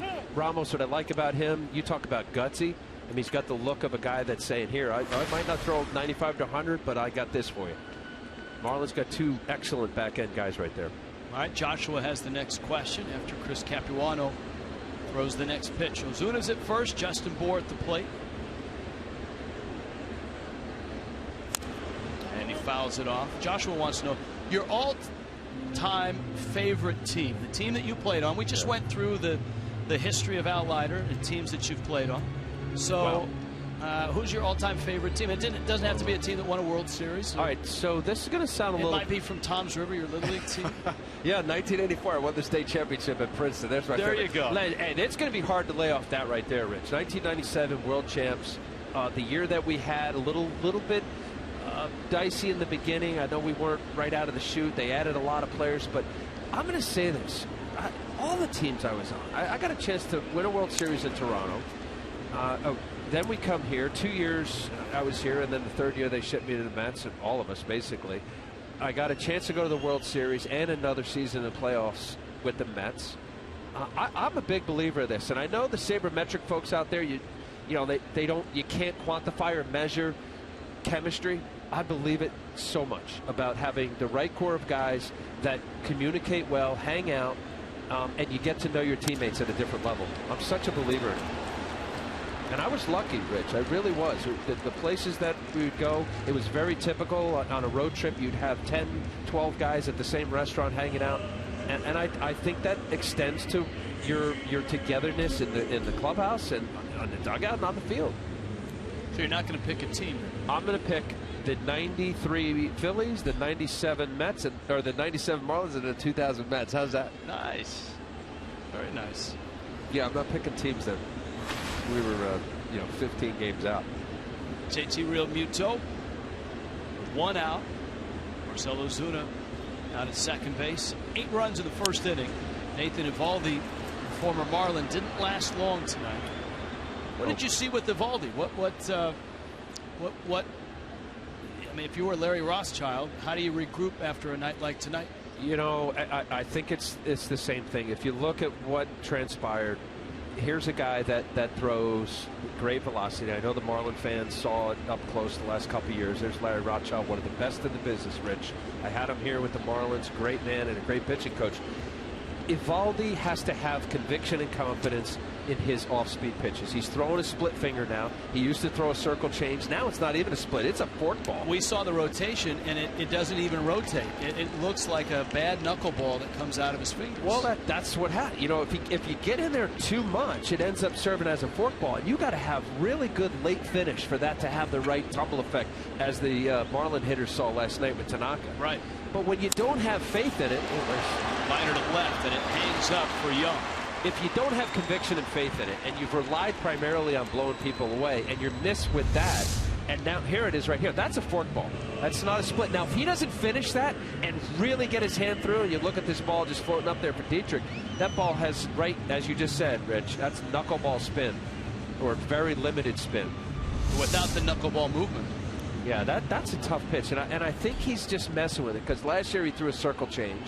He's trying to throw more curveballs, and if you look at his chart, he throws the slowest pitch he throws is an 80-mile-an-hour curveball. Everything is either 87 to whatever his fastball is, 95 plus. So the speed variation isn't there either. Echeverria. I feel sorry for him. I'm going to say this because having been there of games where just doesn't matter what you throw, and that's basically what I saw. No matter what he's threw, I thought the Marlin hitters had great approach, staying on, especially going the other way. Some of the right-handers. You just got to tip your hat. You got to think about, okay, what do I have to do for my next start? It's a foul ball. And the hardest thing is forget about ERA. Forget about the numbers. is mentally. How do you respond? I mean, here's a guy who didn't get out of the first inning, gives up an 8 spot. You don't feel good about yourself. You know, the work tomorrow that he does and the running and lifting, you know, how does he turn the page and say, okay, what do I have to do to get better? I mean, you're looking at Phelps here, you know, doesn't throw a ball over 91 miles an hour and is more than effective by spotting his fastball and using all of his pitches.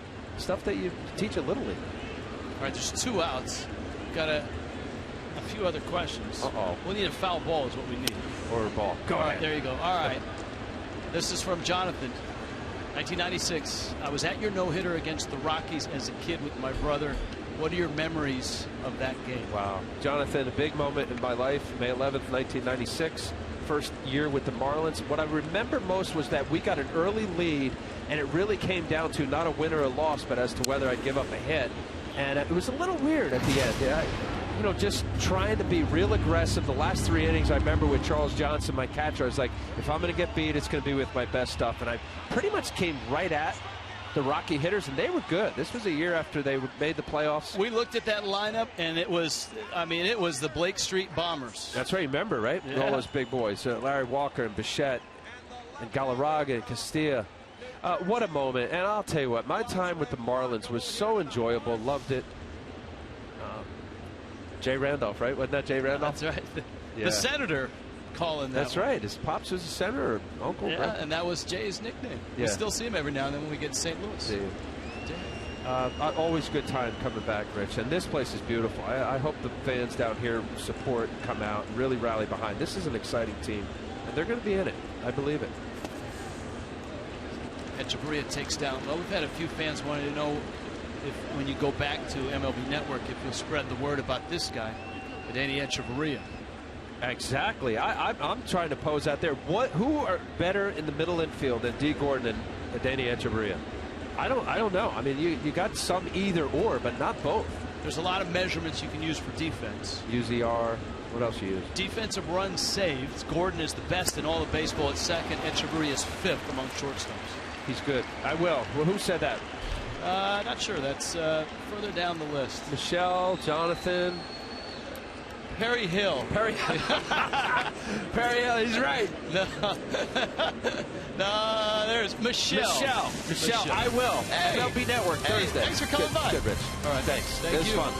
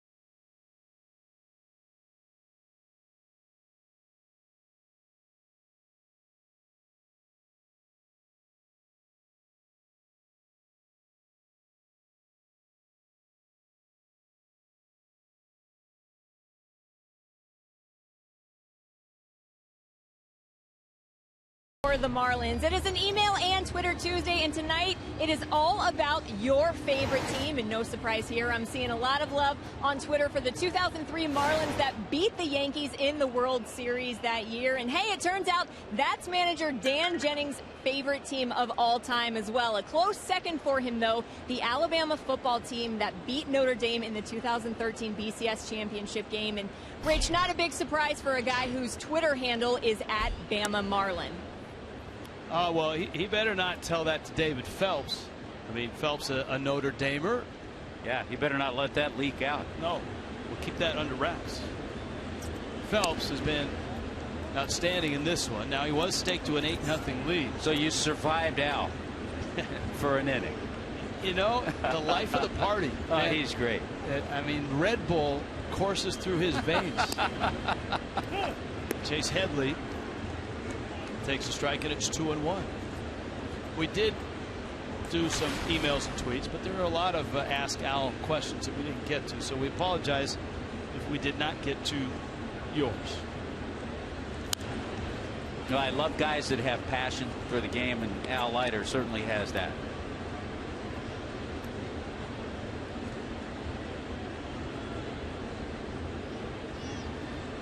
Headley, Beltran, and Chris Young in an 8-0 Miami lead in the 5th.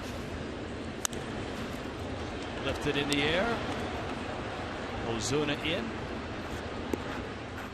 And he makes the catch. Marlins.com, your one-stop shop. Breaking news, tickets, sweepstakes, merchandise, and more. Sign up for free Marlins emails, text alerts. You can receive your year-round Marlins coverage, offers, discounts, and more. Go to Marlins.com and become an insider today.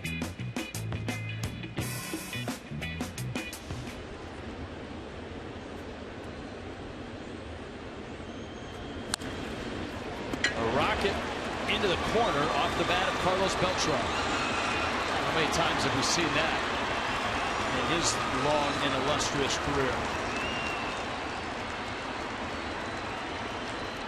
Beltran 38 now with a 1-out double. South Florida Honda dealers, get you ready for Chapter 3 of Marlins Yankees. And tomorrow it's from the new Yankee Stadium. Jose Urena gets the ball for the Fish. Michael Pineda for the Yankees.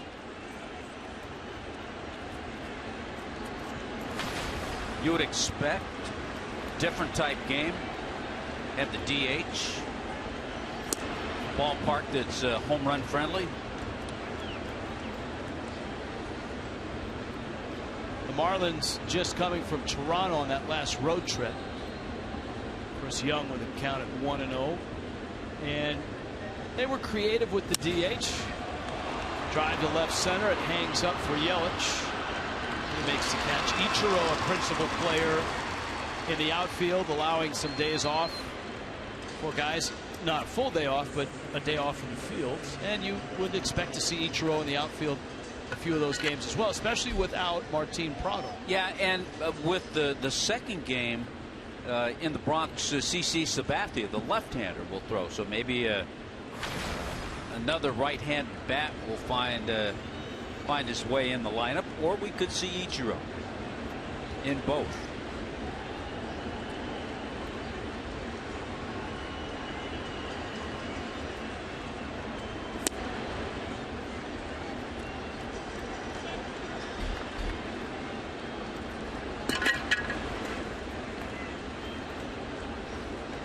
By the way, that was double number 483 for Carlos Beltran.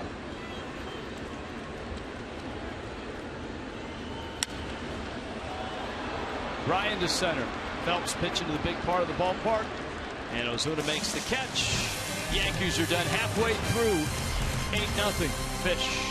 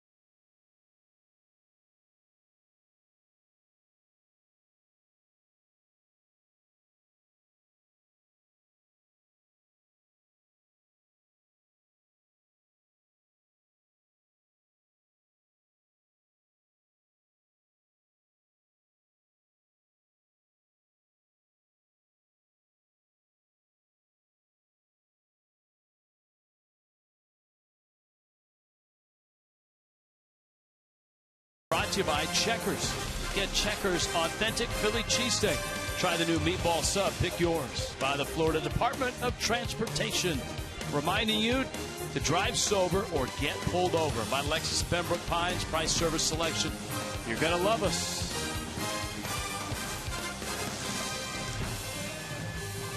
In Miami tonight, the Marlins scored 8 times in the first inning. And they've held that lead all the way into the bottom of the 5th. 8-0 still. 12 hits for the Fish.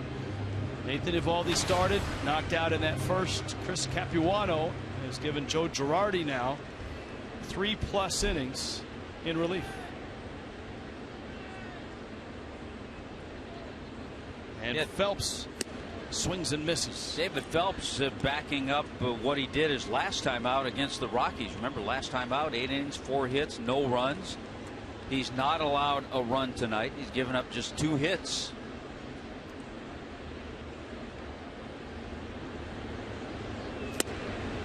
Swing and a miss. Capuano turns it over. Nice changeup. 1 out here in the bottom of the 5th. Geico Marlins moments. On this date, rookie catcher Mitch Leiden homered his first major league at bat in a loss to the Cubs at Wrigley Field. I like this tweet because we've asked those to give us your favorite team. Tress, he just says, my favorite team was my 12-year-old Little League All-Star team. We dropped bombs back in those days. Good memories.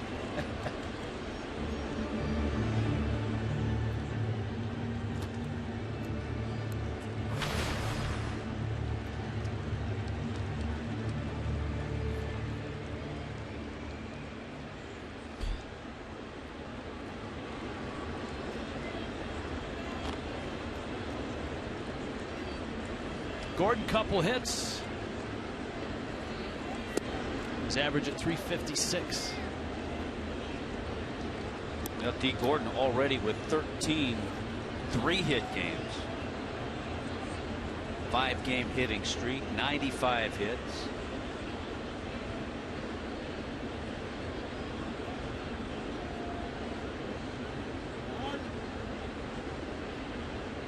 Capuano steps off. Mets continue to hold that 3-0 lead over Toronto.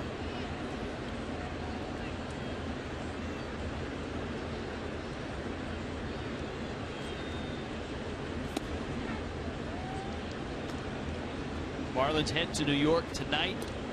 Marlins and Yankees tomorrow night in the Bronx. Fish scheduled to get into New York about 2:33 in the morning. Jose Urena, Michael Pineda tomorrow night, 7:05 start. 6:30 for Marlins Live. D. Gordon, another hit. There's your 3-hit night for Gordon. Now the good news too, the last 2 base hits off the lefty. The good swings against the left-hander, and now 14 3-hit games. On Thursday, greatest golfers in the world are in the Pacific Northwest, and our coverage of the 115th U.S. Open Championship live from Chambers Bay Golf Course begins at noon Eastern, 9 Pacific on Fox Sports 1, and it continues in prime time, 8 Eastern, 5 Pacific on your local Fox station. It's all streaming live on Fox Sports Go. McIlroy, Fowler, Spieth. Now, there's usually a U.S. Open pool that goes around, and comes around. I might be a part of that. It's all right. You can admit it. I'm getting my list together. The commissioner is in Boston. He's not listening.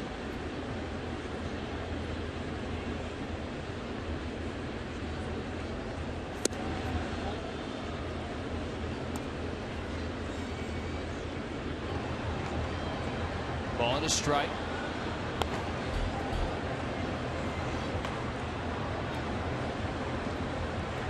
Yankee pen. Chris Martin getting ready. Derek Dietrich, 2 for 2. A walk, RBI double, single. It's one of the things that was impressive about Dietrich not to the extent of, say, a Christian Yelich, but a guy that has a really good idea of the strike zone.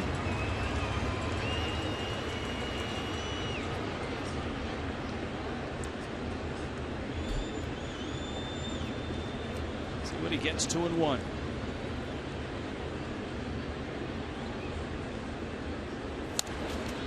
Now you could hear that was off the end of the bat. Remember, too, Rich, Derek Dietrich had that mishap last spring before the season. Took that bad hop, and I think it really affected him for a while.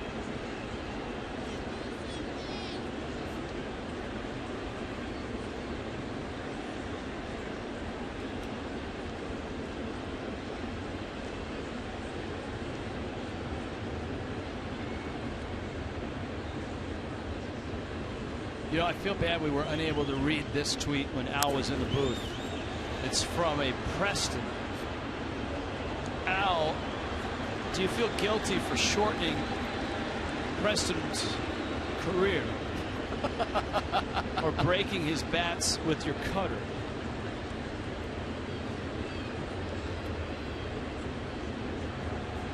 Well, it was a great exchange around the batting cage yesterday between Frank Menachino and Al Leiter. Frank just basically said, I knew what you were going to throw me every time. You're going to throw that cutter and you'd saw off 2 or 3 of my bats every time.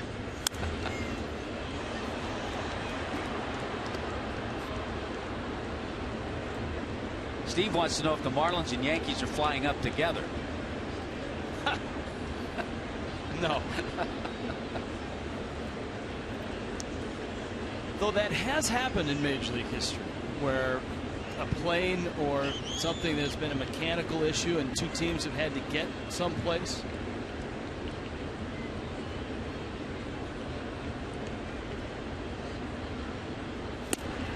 Dietrich swings and misses at the fastball.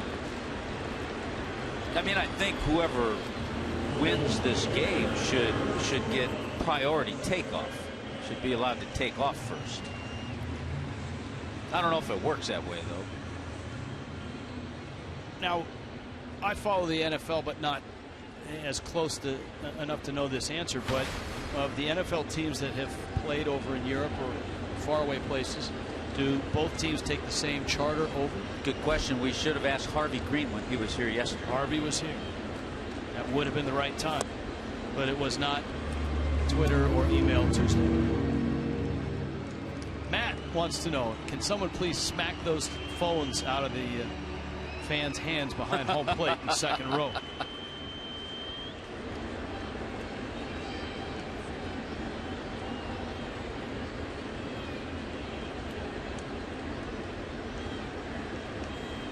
I think as long as you're behind the screen, it's okay to text.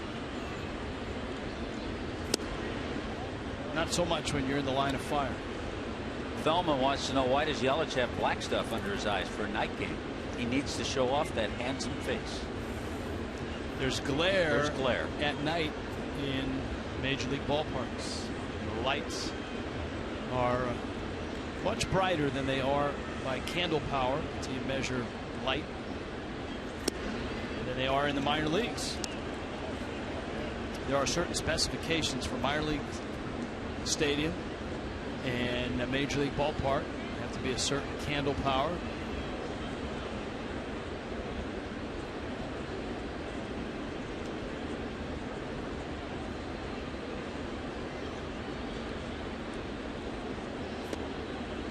This is turning into a start for Chris Capuano. Yeah, it is. And it's amazing how the 8 runs on 9 hits in the first inning really took the buzz out of this crowd.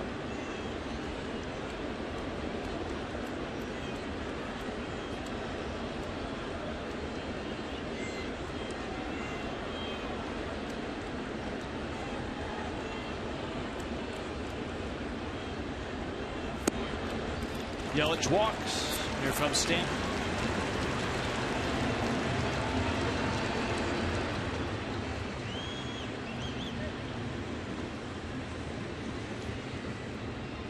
Joe Girardi has a right-hander in the bullpen. Gave Morales the home plate umpire. And he's going to double switch, and so we'll step aside. Kendall Toyota called to the bullpen.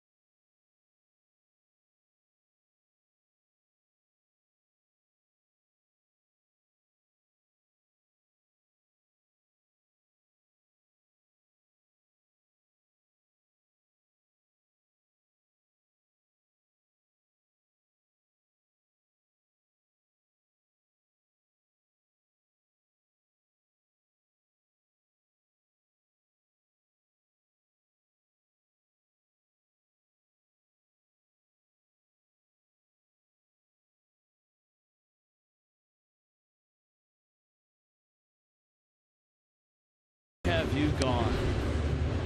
8-0. Miami on top. Nice night to be in the Clevelander. This copyrighted telecast presented by the authority. The Marlins may not be reproduced or retransmitted in any form. Counts descriptions of this game may not be disseminated without the express written consent of the Miami Marlins. Here tonight in Miami, the Marlins stopped all over the Yankees early. 8 runs on 9 hits in the first inning. Chris Martin is in. He takes over for Chris Capuano. And Martin will face Giancarlo Stanton with a pair of runners on. Former Marlin Garrett Jones is out in left field. Not a lot of appearances in left field for Garrett Jones. Just his 3rd appearance there this year. And Chris Martin a little bit with the Rockies last season before signing with the Yankees.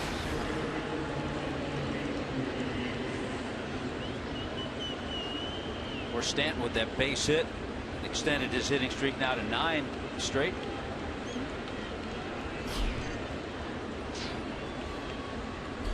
Gordon and Yelich out there right now.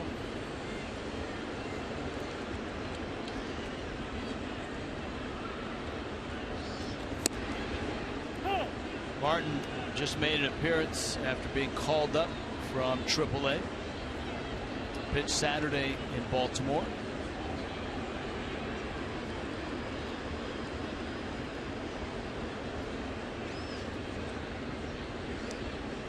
Martin is a guy that had a severe injury in college, a torn labrum.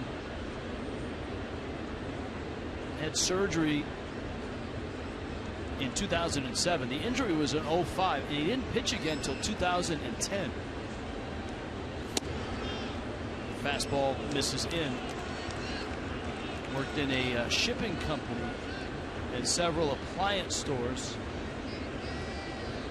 while that shoulder healed. That's a long time to be away from the game, especially for a pitcher. So quite an accomplishment, not only to pitch again, but to get to the big leagues. Inside, almost hit Stanton.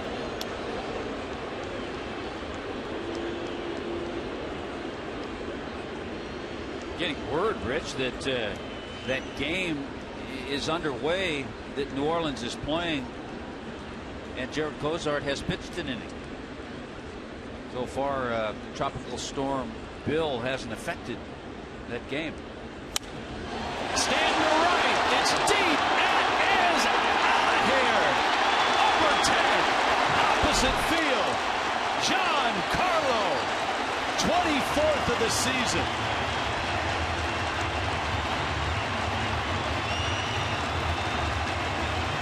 You got to be a strong man to get it up to that second deck, opposite field. And Stanton is every bit that. Left-handers have a hard time driving a ball, look like a slider middle of the plate. Lefties have a hard time reaching that facing or that second deck. We see it done. Right-handers rarely do it, except for Giancarlo.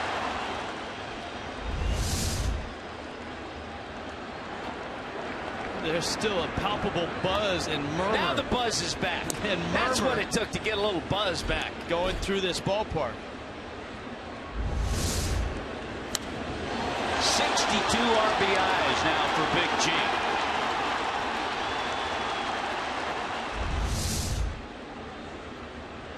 And somewhere, Nori Aoki has singled the left.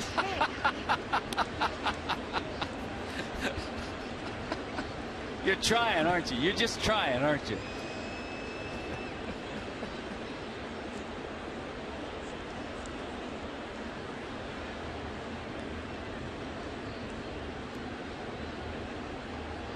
Here's a 1-1. Which I guess fans would want to see around the country.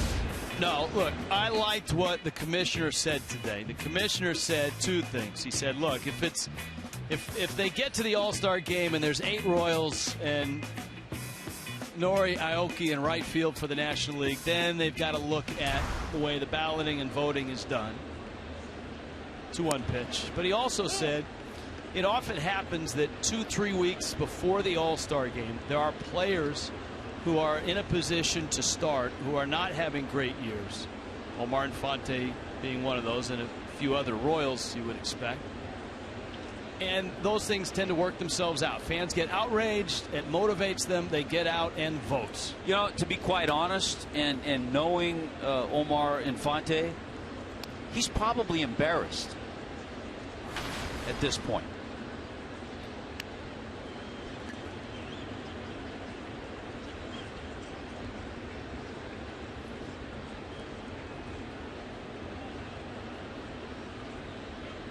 Stanton, 24 homers, and now 62 driven in. End of the bat, and squirts and zigs and zags out to Brendan Ryan, who gets the out. But Chris Martin met Giancarlo Stanton, who took him out opposite field. Second deck, and Miami's lead is double digits.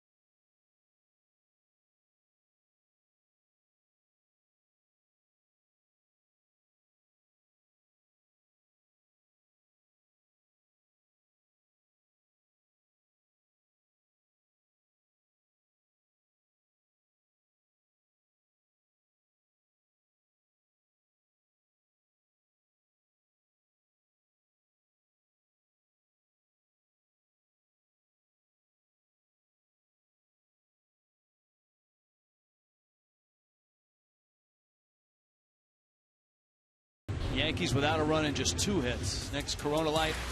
Marlins watch parties on Thursday. Marlins and Yankees at New Yankee Stadium. The Anchor Inn in Lake Worth. 7:05 start. You can win tickets to upcoming games, raffle prizes, meet Billy and the Energy team, and enjoy Corona Light specials throughout the game. Looks like a fun time. Go to Marlins.com.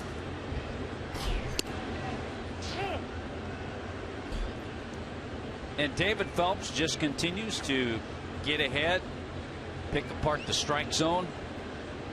He has not walked a batter tonight.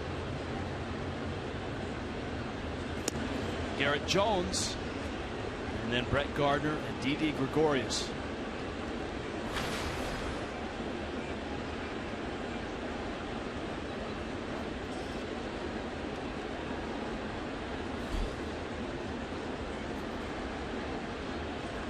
Phelps looking for win number 4. Last time out, he threw 8 shutout innings at Colorado. Gordon has that on the outfield grass and just gets Jones. There's one out here in the 6th. You know, the 11 runs, Rich, the most runs the Marlins have scored in any game this year, and it's just the second time that they've reached double figures.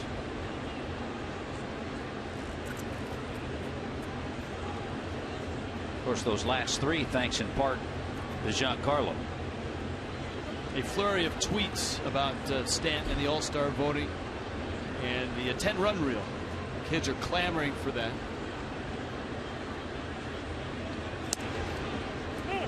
Nice changeup.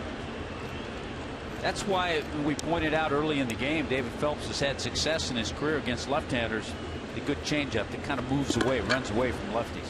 And we saw, even if you throw 98 miles an hour, if you don't have that, you can get hurt, as Nathan Eovaldi was tonight. Vote Air Gordon. Marlins.com/vote.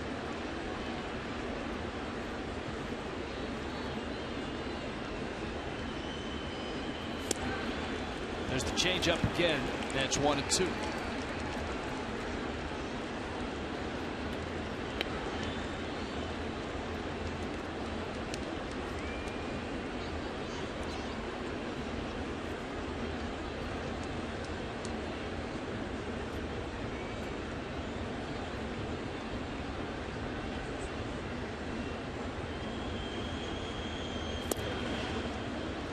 We have a great tweet from Charlie Boy.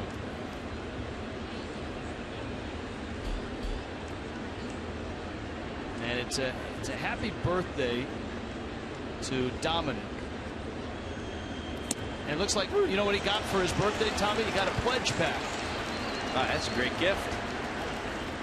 There it is. It looks like Dominic and his sister. That's the Stanton growth chart and the D. Gordon baseball.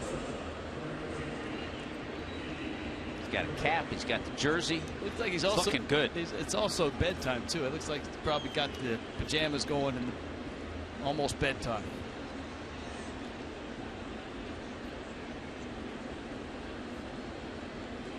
Here's Didi Gregorius.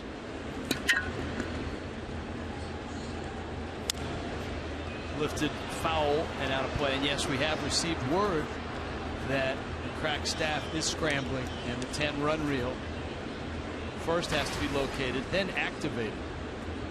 That takes a little time because it's kept under lock and key in a very safe, hermetically sealed container, shockproof, waterproof, foolproof. That means none of us can get in. And a little extra time because we recently were in Canada. They confiscated a box of squirrels. 1-2 to Gregorius.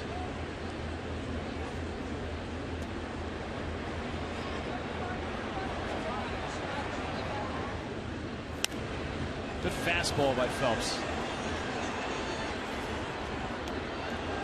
It's just hard, and you have to keep pointing to David Phelps. It's hard in a game like this with the early lead and then a big lead, but the way he has been able to manage what he has to do out there, certainly Chuck Hernandez appreciates what he's doing.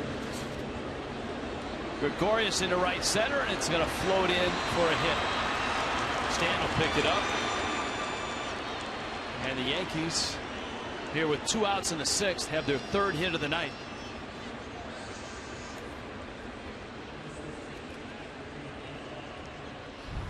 Our T-Mobile game changer. Last night, Tom Kohler. Forgotten in all the drama at the end with A-Rod's at bat against Ramos, the Dietrich home run, was the fact that a kid born in the Bronx, raised a Yankee fan, beat the Yankees 2-1, lowering his home ERA to 1.52. Yeah, just an outstanding night for Tom Kohler, and I'm sure he knew when he started that game who it was against the Yankees team that he grew up watching. But he stepped up. He was outstanding.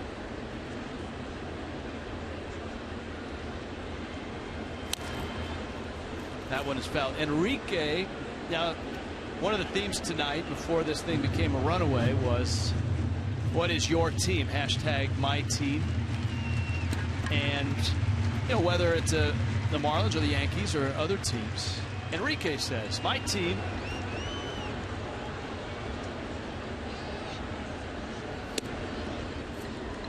is the Houston. I'm not. See, now it's a hacking joke here.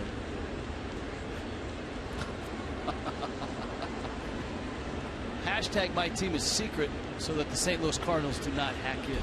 Ah. How about that? All I know is when the FBI gets involved, there's some serious stuff to it. Now, if you haven't been around hard to get into the whole thing. A computer or a radio or a TV today, the FBI is investigating the charge that the St. Louis Cardinals hacked into the Houston Astros database and stole proprietary baseball information. And that's the modern day version of stealing signs, I guess. Yeah, the connection there is that the general manager with the Astros, Jeff Luhnow, used to be in the Cardinal organization. And brought a few of the executives with them from the Cardinals to the Astros. Should have been suspicions when they found that Matthew Broderick is in the media guide for the St. Louis Cardinals, right? It's an old movie. I'm sorry for many of you kids out there who've never seen that one. Just makes them do a little research. That's all. Full count to Teixeira. Infield swung around. 11-0 Miami. Runner goes and it's fouled at the plate.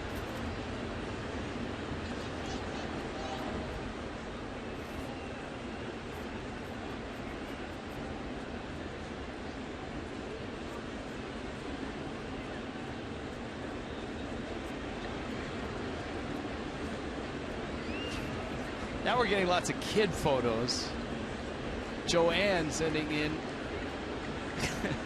I think we've opened up a new promotional night, and that is send up a photo of your kid with some Marlin theme to it. An interesting night here, certainly for the Marlin fans and the Yankee fans.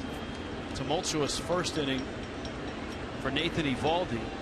And for Yankee fans, as the Marlins scored 8 runs on 9 hits. Teixeira's pop-up finds the seats. The 8 runs, a new franchise record for first inning runs. And every position player had a hit in that inning. That's amazing. I'll tell you another, and there's still time. Every position player right now has at least 1 RBI except for Christian Yelich. So there's still time.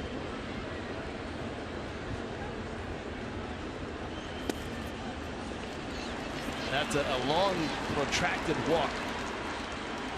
10 pitches. A good at bat by Teixeira. They'll bring up McCann. And the first walk issued by David Phelps tonight.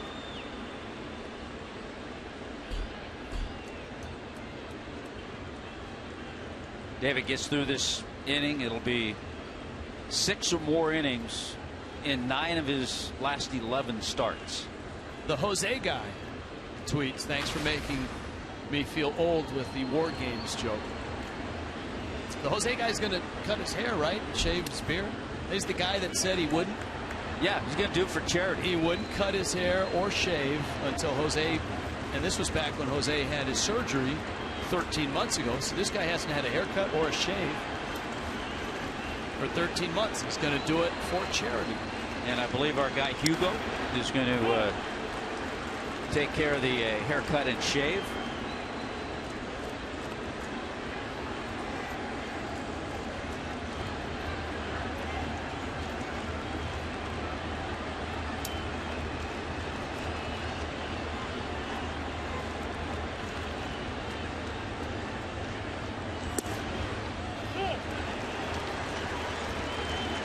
One and two.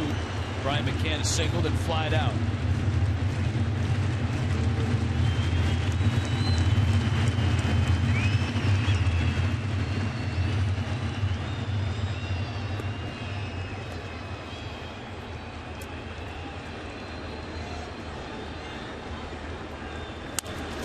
Hit hard by Gordon into right. Stanton has it. And the Yankees are on the board.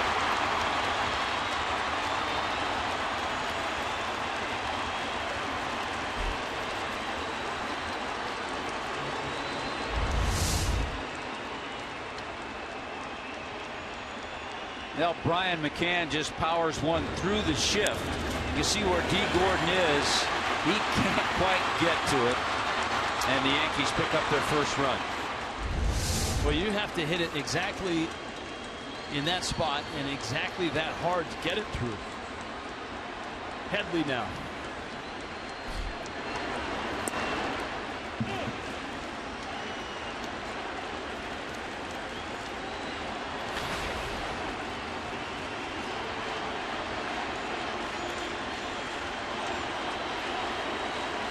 Fans getting riled up. You can hear Yankee fans start their chant, and Marlin fans are reacting.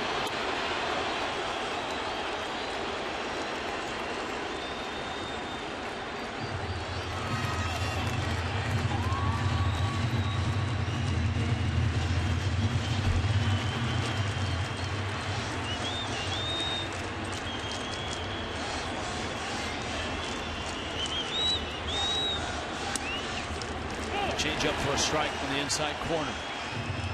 1-2.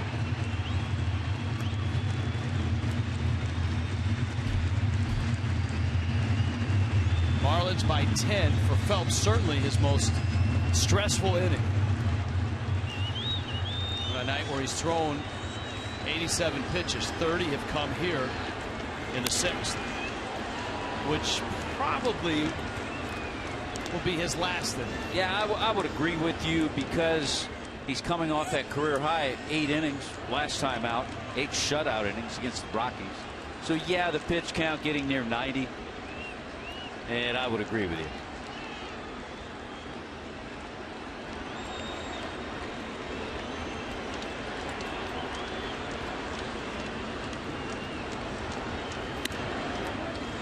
Not quite as sharp in this inning.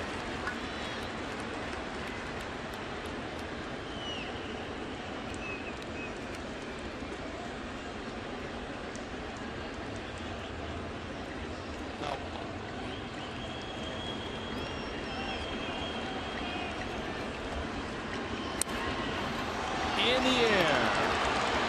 Stanton is there, makes the catch. Yankees on the board on this email and Twitter Tuesday.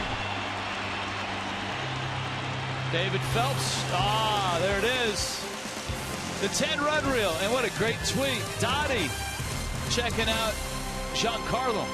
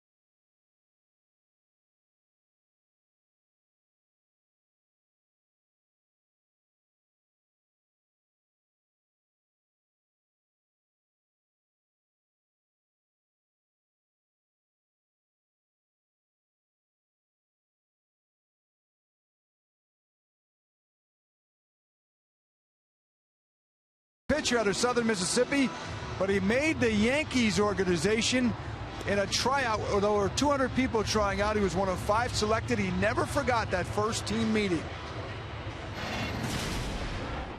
Oh, yeah, I did that. I remember going in and the meeting they had to us. They said, I'll never forget the statement. It was, welcome to baseball and welcome to the pinstripes. The New York Yankees are baseball. And it was one of those statements that stuck out, you know.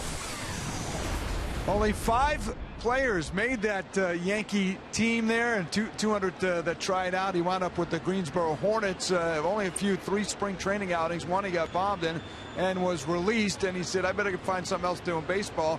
Shortly after that, became a high school coach, and then the next year in '86, an associate scout for the Cincinnati Reds. The rest is history, but the Yankees always have a special attraction and connection with Dan Jennings.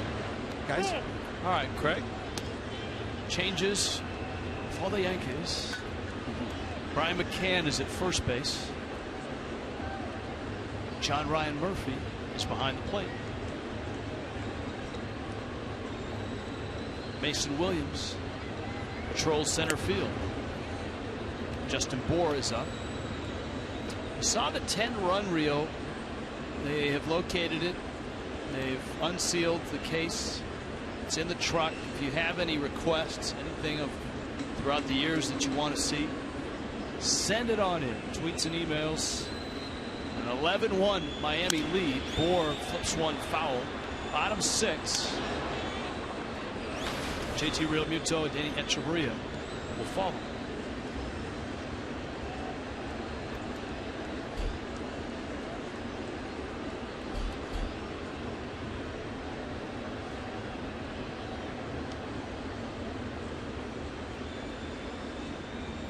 Last night's attendance was just shy of 34,000. Tonight's attendance is just north of 33,000.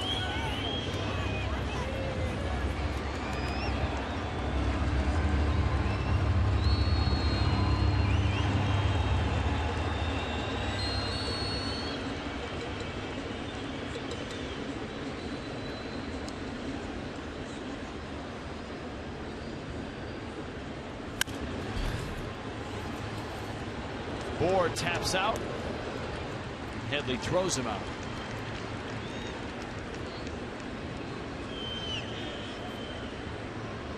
By the way, in other baseball news today, Pat Murphy, who has been the AAA manager for the last 2.5 seasons for the Padres, was named interim manager for the rest of the season for San Diego. Murphy, former college baseball coach, long time, Notre Dame, Arizona State. Yep. And has been working in the minor leagues with a lot of success. He's won everywhere he's gone.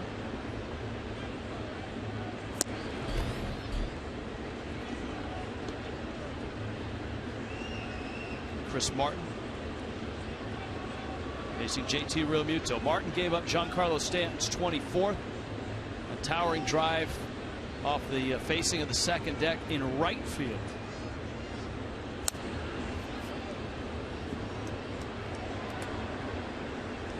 Yeah, we've been talking about the All-Star voting. Also ahead of Giancarlo is a terrific player, Matt Holliday, who's been an All-Star before with the Cardinals.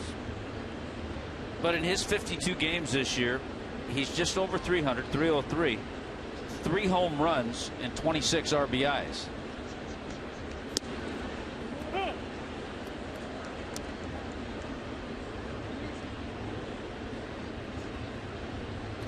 Of course, he plays for the Cardinals.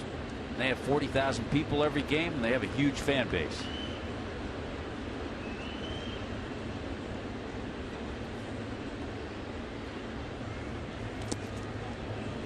Well, if you're angry, vote. If you're frustrated, vote. And then we'll see where things lay in a week. And then 2 weeks.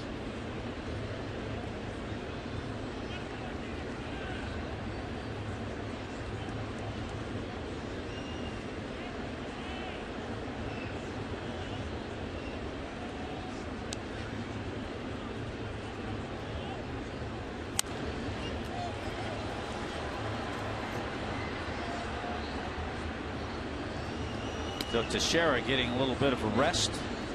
McCann moving out from behind the plate over first base. You mentioned the changes. John Ryan Murphy catching, and Mason Williams in center.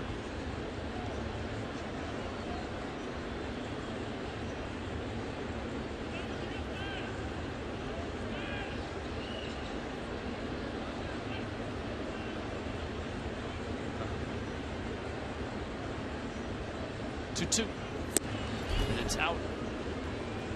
Tommy, the road trip's an interesting one. It's a short stop in New York. Yeah, it is. We're due to get to the team hotel 3 in the morning. And that would be an early guess. That would be an early arrival, I think. So the way this game has progressed here. And it's just 2 nights at Yankee Stadium, and the Marlins will fly after Thursday night's game and get to Cincinnati early on Friday morning for a 3-game series against the Reds. And when they get there, there'll be a lot of fans scarred by this episode, our first offering of the 10-run reel. Remember this, Mr. Red Legs? Everybody loves him. Oh!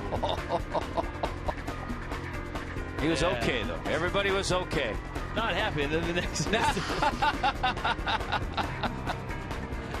Very nice. Went to see his favorite chiropractor.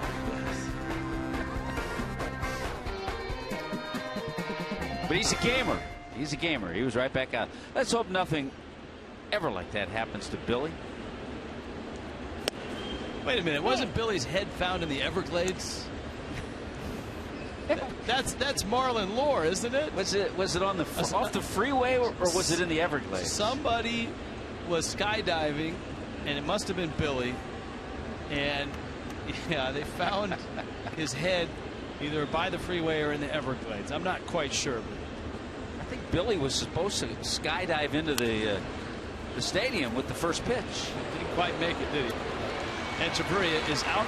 Marlins are done. 6 in the books. All Marlins tonight. 11-1.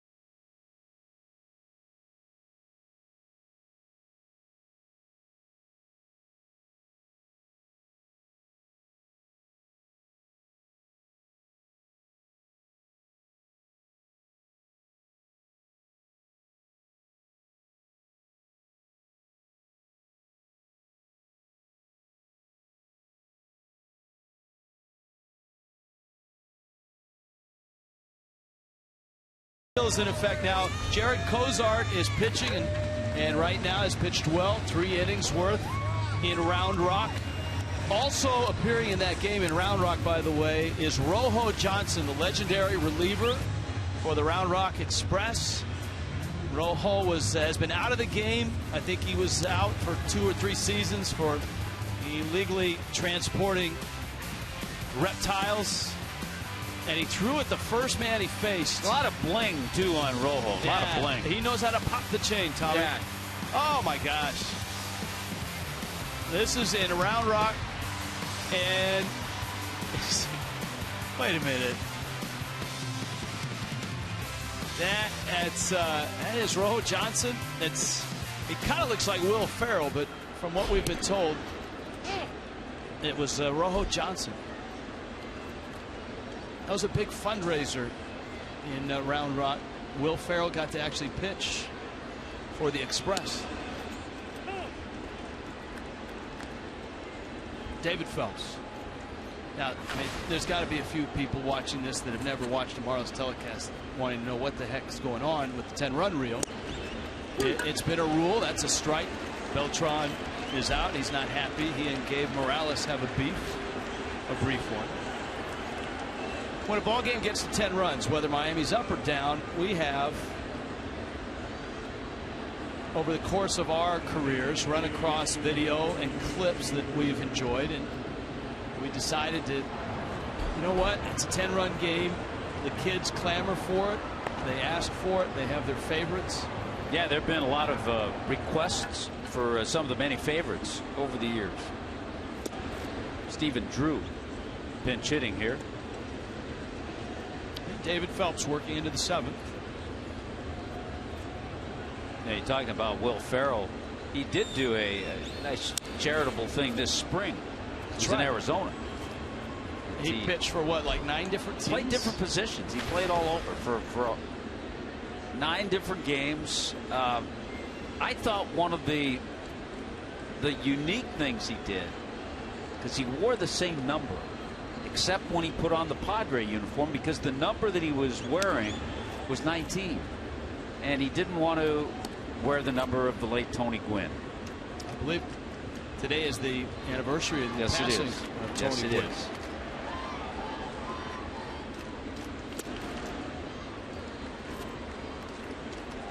So that actually was the first time that Will Ferrell played in a professional game. Was that from Round Rock? I don't think he was able to bring beer on the field when he did it in Phoenix, or right? the bling. He got a lot of bling around his neck.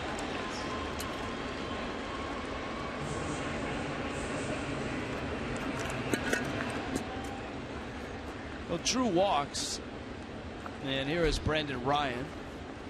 I guess one bit of drama might be, will Alex Rodriguez get a pinch hitting appearance in this ball game with a shot to get a little closer to 3,000 hits going into tomorrow night's game in the Bronx, where he'll more than likely be in the starting lineup as the designated hitter. Well, right now, I don't want to say last man standing, because he may be sitting. He's the last man available on Joe Girardi's bench. Everybody else has been in this game.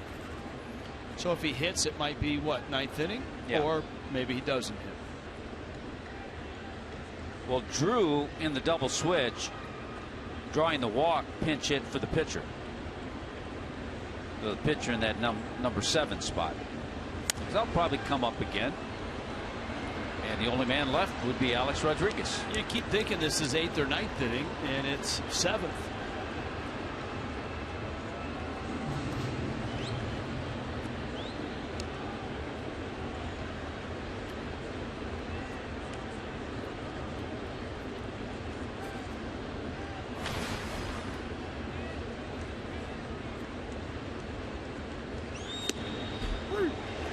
That's inside corner.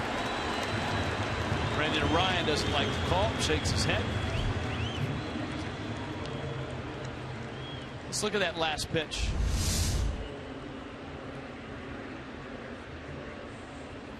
That's got the plate. Got the plate.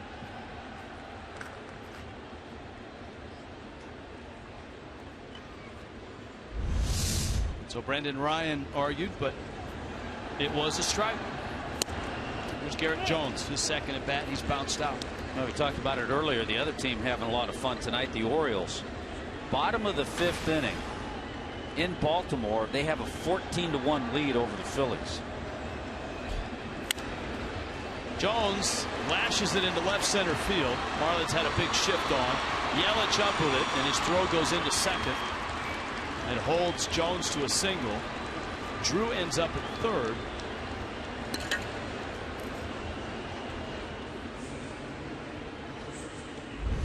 They'll bring up Mason Williams. So it's a big night for a lot of teams scoring a lot of runs. The Nationals are up 13-1 in the top of the 7th inning. Nationals playing the Rays in St. Pete. Bryce Harper is back in the lineup. Remember, he didn't play last night. Harper's 3 for 3 with an RBI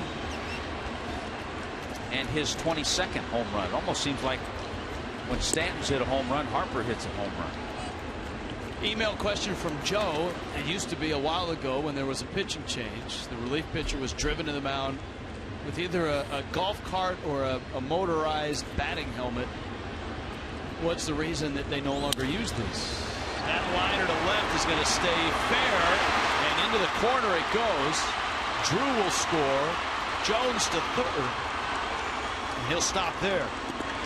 Well, Mason Williams, who came into the game, slapped that ball nicely to pick up the double and an RBI.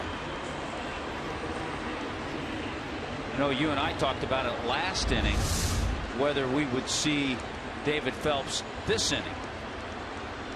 A little surprised we have. He's not had the location in this inning, but just trying to get one more out. Chuck Hernandez is going to go out to the mound to try to get him through this inning.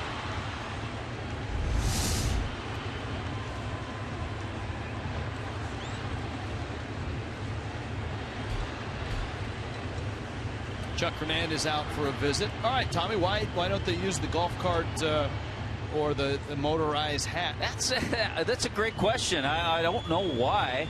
Maybe be the configuration of some of the newer ballparks, location of bullpens, maybe not enough room to store it. Things have changed. Things have changed. But I used to kind of like that. Best use of it was in Major League. Was it Jake, the catcher? Yeah, he took it off campus. Yeah, he followed Rene Russo through the streets of Cleveland, right? Yeah.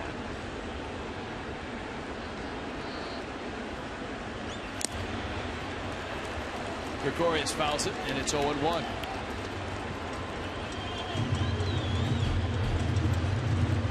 Rich and Kendall wants to know, when the starting pitchers get off the disabled list and the development of guys like Jose Urena, the effort by David Phelps, how do you feel, Tommy, about a 6-man rotation second half of the season? I don't know. I think, hey, we've gone from 4 to 5-man rotation. I think down the road you have an off day here or there. You can give everybody that extra day.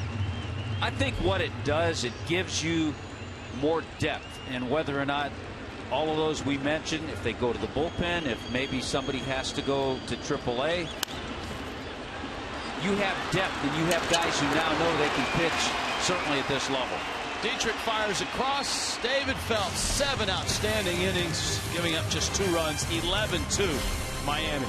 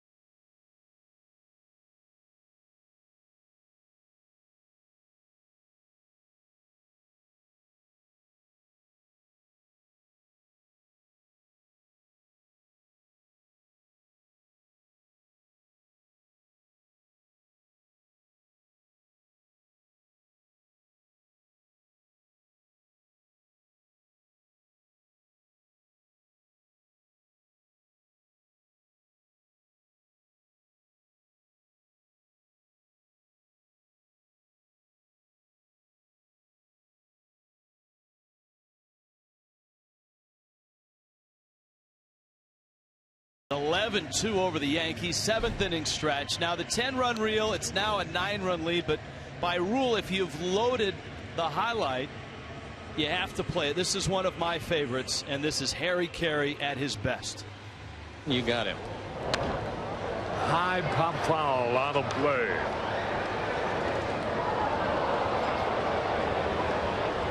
The Yankees have an 8-1 lead over the Indians in the 4th.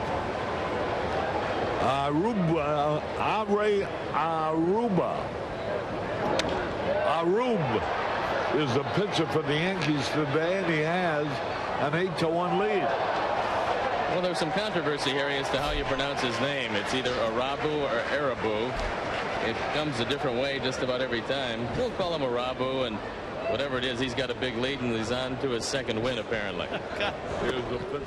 That's a great cover by Steve Stone. God bless Steve Stone. And we like that one because it had a little Yankee flavor, too. That's great. Great Harry Carey. Donovan Solano gets the at-bat for the Marlins. Chip Carey would love that we remember his grandfather in our 10-run reel. Yes. Chip Carey, the TV voice of the Atlanta Braves, generous for our charity auction that we had, donating dinner for 2 and a bottle of wine at Harry Carey's restaurant in Chicago for the road trip winner. That's July 4th weekend. The Grateful Dead playing, I believe, one of their last concerts at Soldier Field. U2 is playing, and the Marlins and the Cubs. All kinds of activity on Michigan Avenue.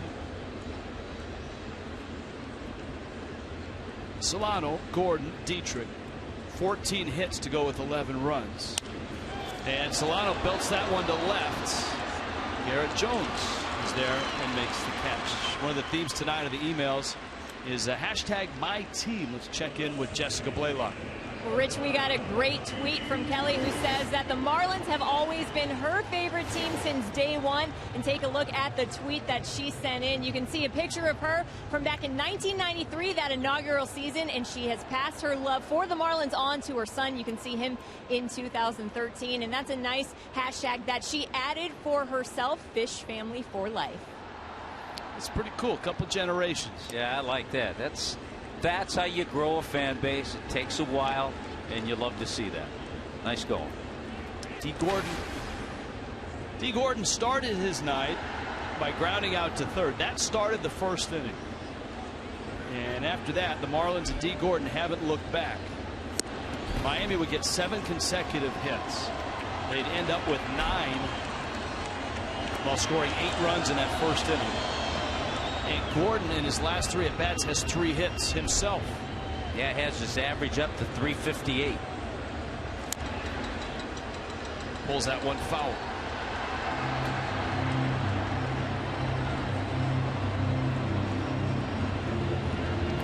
Nathan Eovaldi has stuck around. The shock maybe has worn off, but a rough outing for the former Marlin.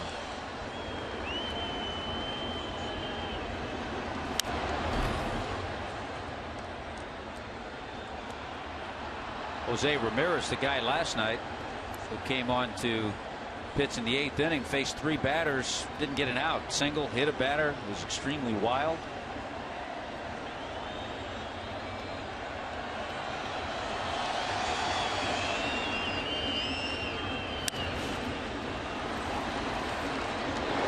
Brendan Ryan throws out D. Gordon, 2nd out, 7th inning.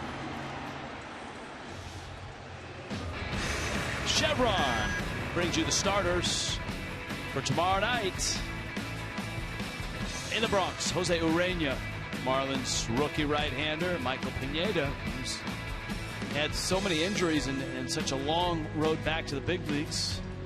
7-3, the ERA at 3.74. That's tomorrow night, and that's at Yankee Stadium. And we will have Marlins live from Yankee Stadium. Craig Minervini and Carl Pavano will be on the field. There is CC. One of the highlights, by the way, in that Baltimore Phillies game is that Jeff Francoeur is taking the mound for the Phillies. Really has a shutout inning under his belt. So he's into his second inning of relief, or has he just gone one? I'm not sure, because they just finished the 7th inning. Well, Francoeur has an incredible arm, and you know, as Dietrich stands in, another guy that has a great arm that wants to pitch in the big leagues is Ichiro. Ichiro has, every manager he's had, from Lou Piniella to Bob Melvin to Joe Girardi, he has asked and said, if you need me, I can pitch. And he did in a Japanese All-Star game. He pitched.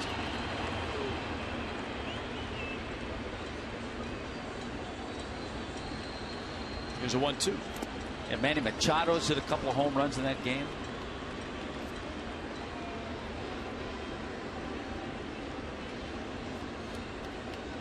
David Ross pitched the other night. He's a good pitcher. Good pitcher. Well, he was that night. I mean, maybe not on an everyday basis. Dietrich sends that to center. Mason Williams is there. Makes the catch. Miami done in the 7th. On to the 8th. 11-2 Fish.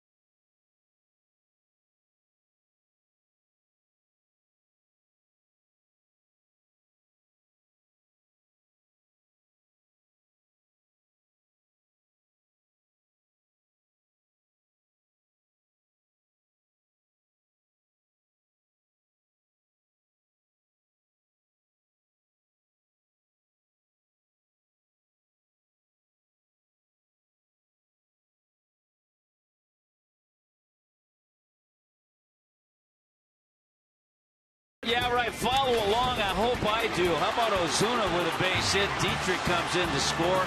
Couple of RBIs. That was a big hit for Marcell Ozuna. Justin Bour. Everybody that was a position player in that first inning got a base hit. JT Realmuto really did a good job in what they had to do against the right-hander Nathan Eovaldi.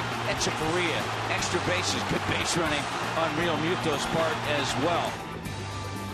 Second at bat for D. Gordon. Remember, he started the inning grounding out. He made up for that with a base hit there. Derek Dietrich comes up, gets a hanging split change, gets his second hit of the inning. Big inning for him, and the romp was on. 8 runs, 9 hits in that first inning. Marlins added 3 more in the 5th on Giancarlo Stanton's 24th home run of the year. And with Steve Cishek in now, into the 8th. Ichiro is out in right field, and Donovan Solano takes over at shortstop. John Ryan Murphy is up, rolls it over the middle, and it shoots through in for a base hit. Murphy is first at bat, singles here in the 8th. David Phelps outstanding tonight. 7 innings, 2 runs, 2 walks, 5 strikeouts, and of course that was coming on the heels of 8 sterling innings against the Rockies. And you think about the 2 lineups that Phelps had to face. The Rockies with Tulo, Cargo, Arenado. Some offensive lineups. And the Yankees, of course, Teixeira, McCann, Beltran.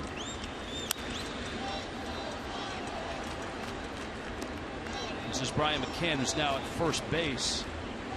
Derek Dietrich and Donovan Solano swap.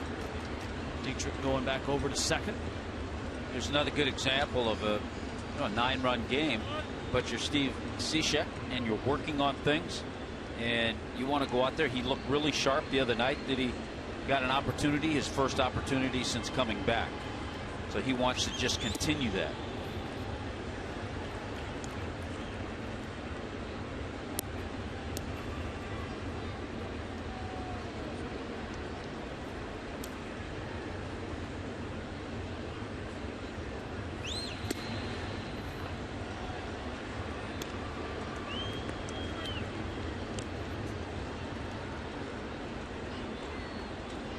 Told you the Nationals with that big lead 14-1 over the Rays.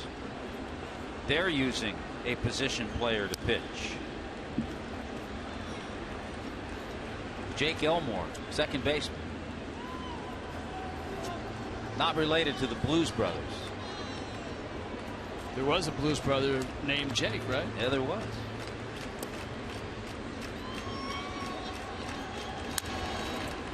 Well, Tapper, Cishek over.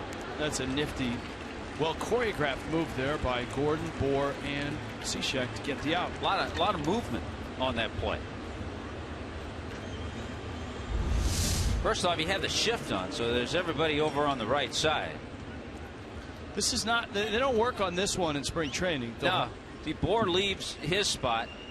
Fortunately, heads up on Cishek's part to get over there and cover the bag. Normally it's that first baseman flipping to the pitcher. Cishek over to get it. Here is Headley.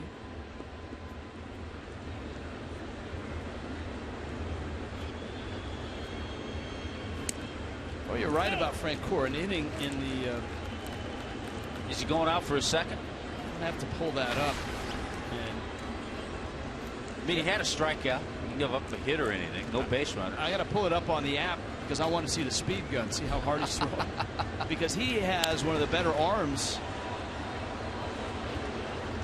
and he has his, ever since his rookie year in Atlanta, he had that big arm in right field.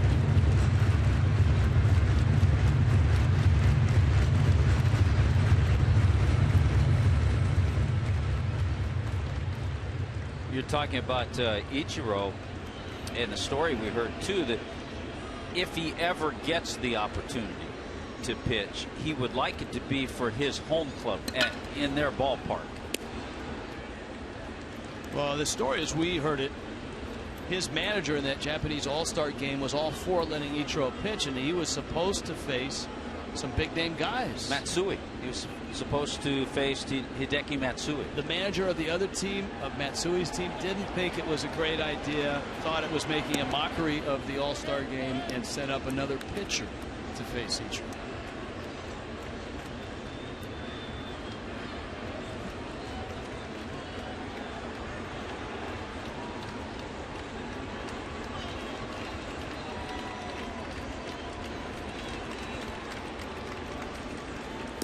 Cishek trying to get that backdoor breaking ball over.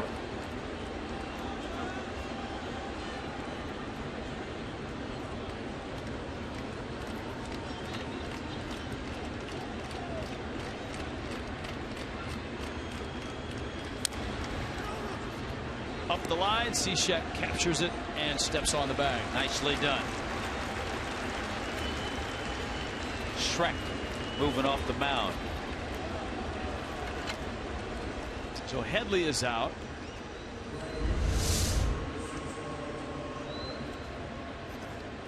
What do you see from Steve Cishek that you didn't see before? Just command, and we talked about it, maybe a little straighter on to the plate, but the command is there. Because we saw velocity coming up even before he was sent down.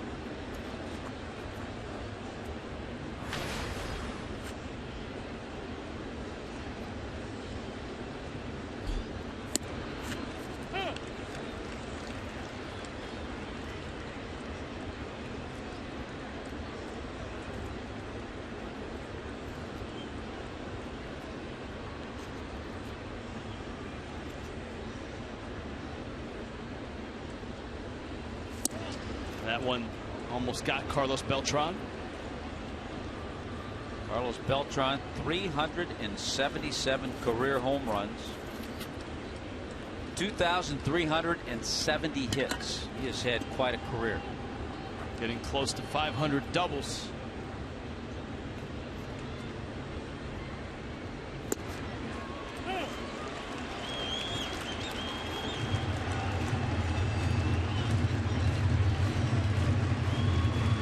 Two and two.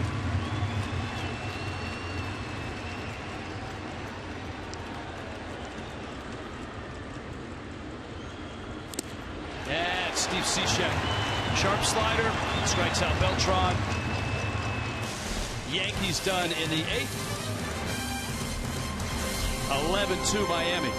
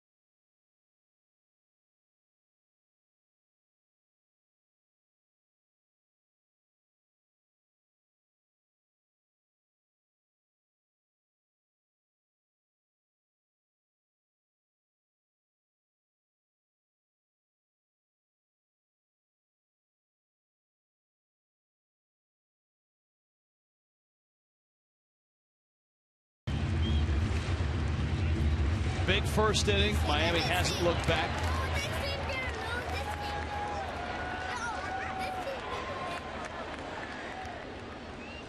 He's covered. He's got the National League team on the cap, the American League team on his shirts. Christian Yelich bangs one into right field.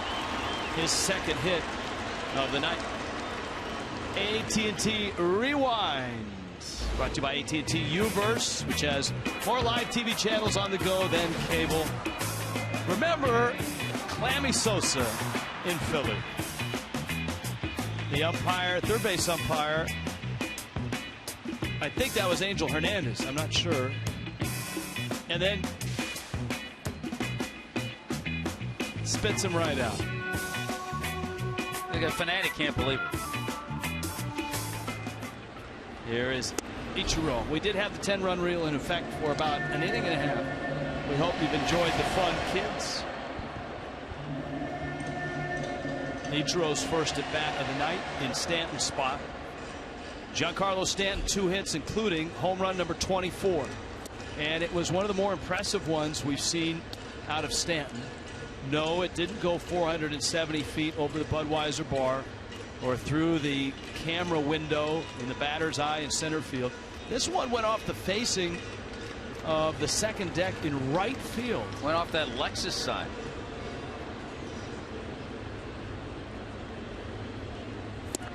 It's one thing to hit an opposite field home run. It's another thing to hit it up that high and that far. In this ballpark especially. It should be fun watching that man take batting practice at Yankee Stadium tomorrow night.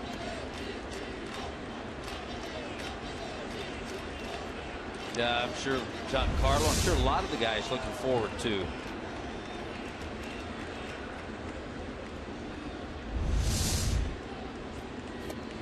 Ichiro takes out, lays the bat down on his way to first. We check in with Jessica Blaylock. Jess? Well, if you want great updates on Marlins games, you can always tune into our Marlins Live post-game show. You can also follow Marlins first base coach Perry Hill on Twitter. After every game, Coach Hill will tweet out highlights, stats, even videos. Give him a follow at the handle at @PHill_bone. And hey, while you're there, give us a follow at the handle at Fox Marlins. He is always talking about defense. It's a good follow. He's got some good stuff. If you miss an Echeverria play or a D. Gordon play, you'll find it. Here's Ozuna. Marcell Ozuna had maybe the biggest hit of that first inning. Bags were loaded. He had fallen behind Nathan Eovaldi. There was one out. Marlins hadn't scored a run yet. And he shot it through the right side of the infield. It was a jam shot, but strong enough to sneak it through. That scored the first 2 runs, and then it was on.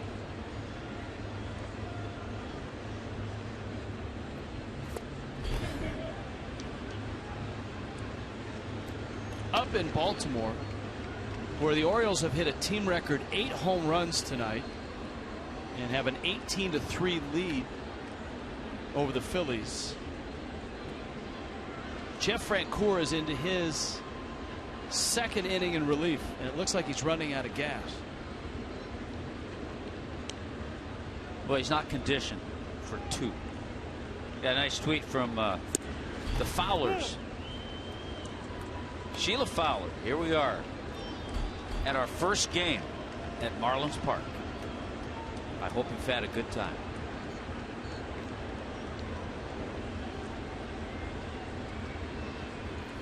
Look at that one, 16-1. So Ozuna, high fly ball. Jones just shy of the track, makes the catch. Some lopsided scores in the East versus East matchups. The American League East and the National League East are lined up facing each other. Baltimore now leads 19-3 in the 8th inning over the Phillies. Washington 16-1 over the Rays. Wow. Bottom of the 9th in St. Pete. The Nationals have 23 hits in that ball game. Of course, the Marlins are up 11-2 here. Marlins Live after the game, all the highlights. Relive that first inning. And another great start from David Phelps.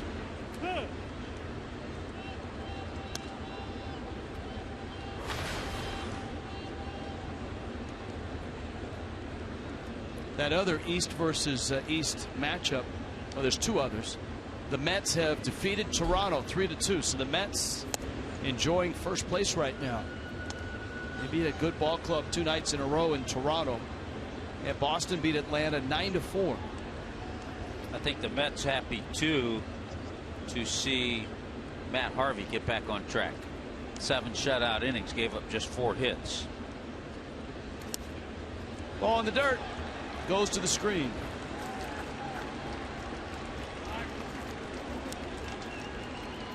Jose Ramirez had trouble with his control in last night's ball game. Of course, both managers in using their pens, especially when the game got out of hand early, thinking about tomorrow night and Thursday night. The Marlins with a weekend series in Cincinnati. 2 good hitters parks, Yankee Stadium and Cincinnati. And then an off day for Miami on Monday before a really ambitious homestand starts with the Cardinals, the Dodgers, D. Gordon's old team, and the Giants. Gore swings and misses at a fastball.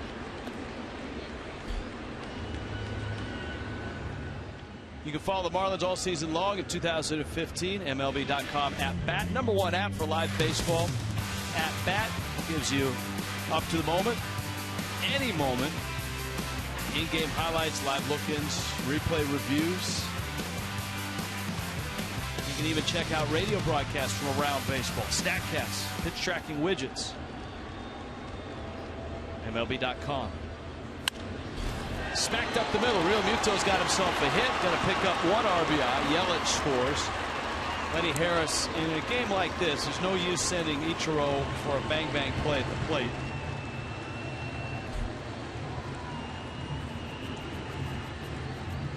Now, bookend base hits for JT Real Muto. He had one, an RBI single in that first inning. Some fly ball outs, and he finishes things here in the 8th inning with an RBI single. Good approach, good swing. And you're right, you kind of go base to base at this point. And it's twofold. Number one, why risk an injury? As Jeff Baker gets an at bat, why risk an injury? And number two, it's kind of protocol in baseball. You don't want to rub it in. You don't take the extra base. You don't steal bases. You don't try to score a run in a tight play like that.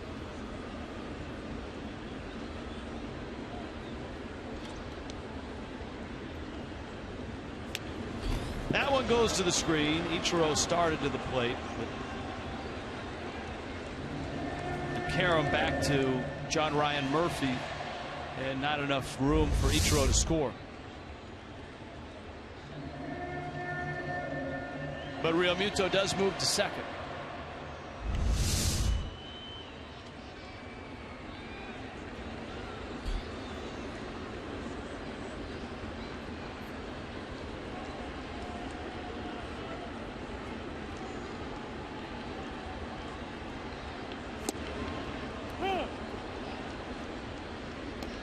One and two. And hit by Real Muto, the 16th hit for the Marlins tonight. Kevin tweeting says, "You guys read every tweet but mine. Should I be a Nats fan or something?" Well, what's he got? Is he? No, that's it. That's it. Doesn't have a question, doesn't it? He just nothing further down. Just complaining. Further down the timeline. Well, maybe. Check his timeline. How do you do that? All right, where is it? Right here. Right there. All right. Kevin. So you get there. Kevin. Go there. Okay. There you go. He had one an hour ago. All right, we'll read it. I was over in the other booth an hour ago. Well, Al couldn't operate your iPad. That's strike 3 called. We'll get to your tweet, Kevin. All right. When we return. It's 10 runs again, kids. 12-2 Miami.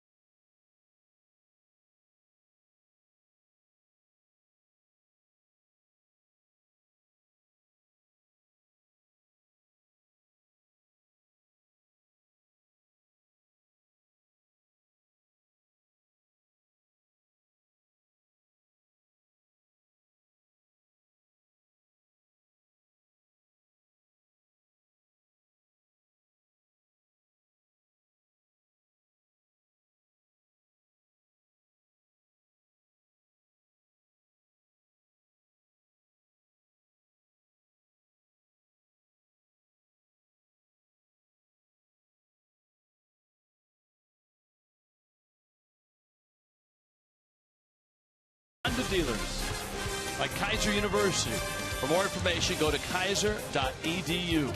By Florida Coast Equipment, Florida's largest Kubota dealer. Visit us at floridacoasteq.com. It's a 10-run lead, 12-2, 10-run reel tonight. One of the all-time great slides in Marlins history. In honor of Omar Infante, the Matrix slide. How he got that hand away from the tag and then came up and over and just got the edge of the plate.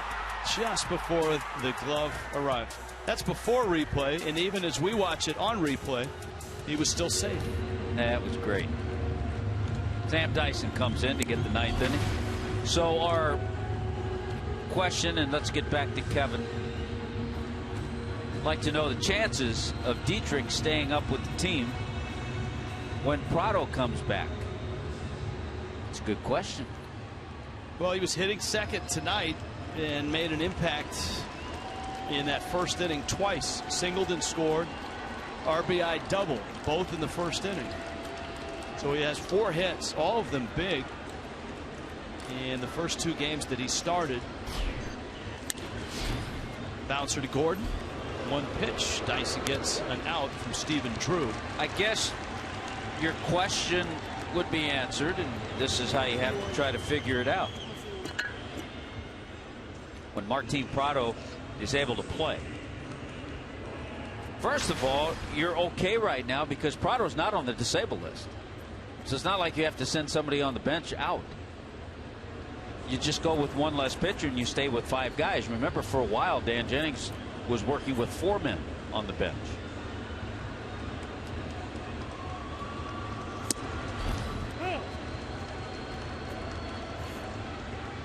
Donnie Kelly coming back from that finger injury adds versatility.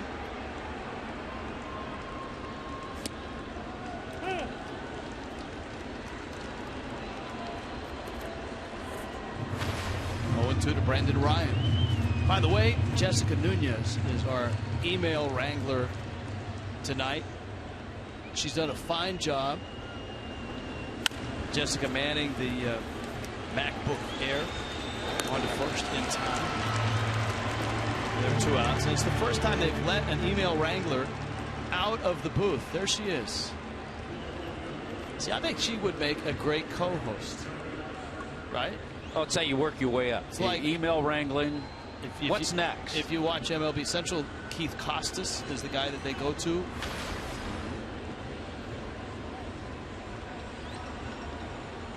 Kelly Sacco was at one point an email wrangler, now the host of Marlins Vision inside Marlins Park.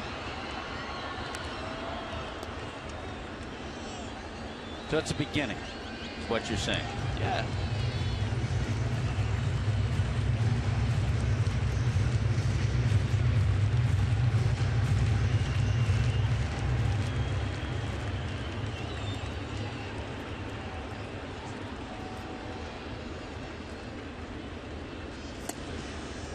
Jones swings and misses, and with 2 outs in the 9th, the Marlins trying to finish the deal and take both games of this mini 2-game series. Garrett Jones, left field. Yelich makes a catch, ball game, and the Marlins beat the Yankees twice here at Marlins Park, and they do it tonight in wipeout fashion. 12-2 the final. A record-setting 8-run first.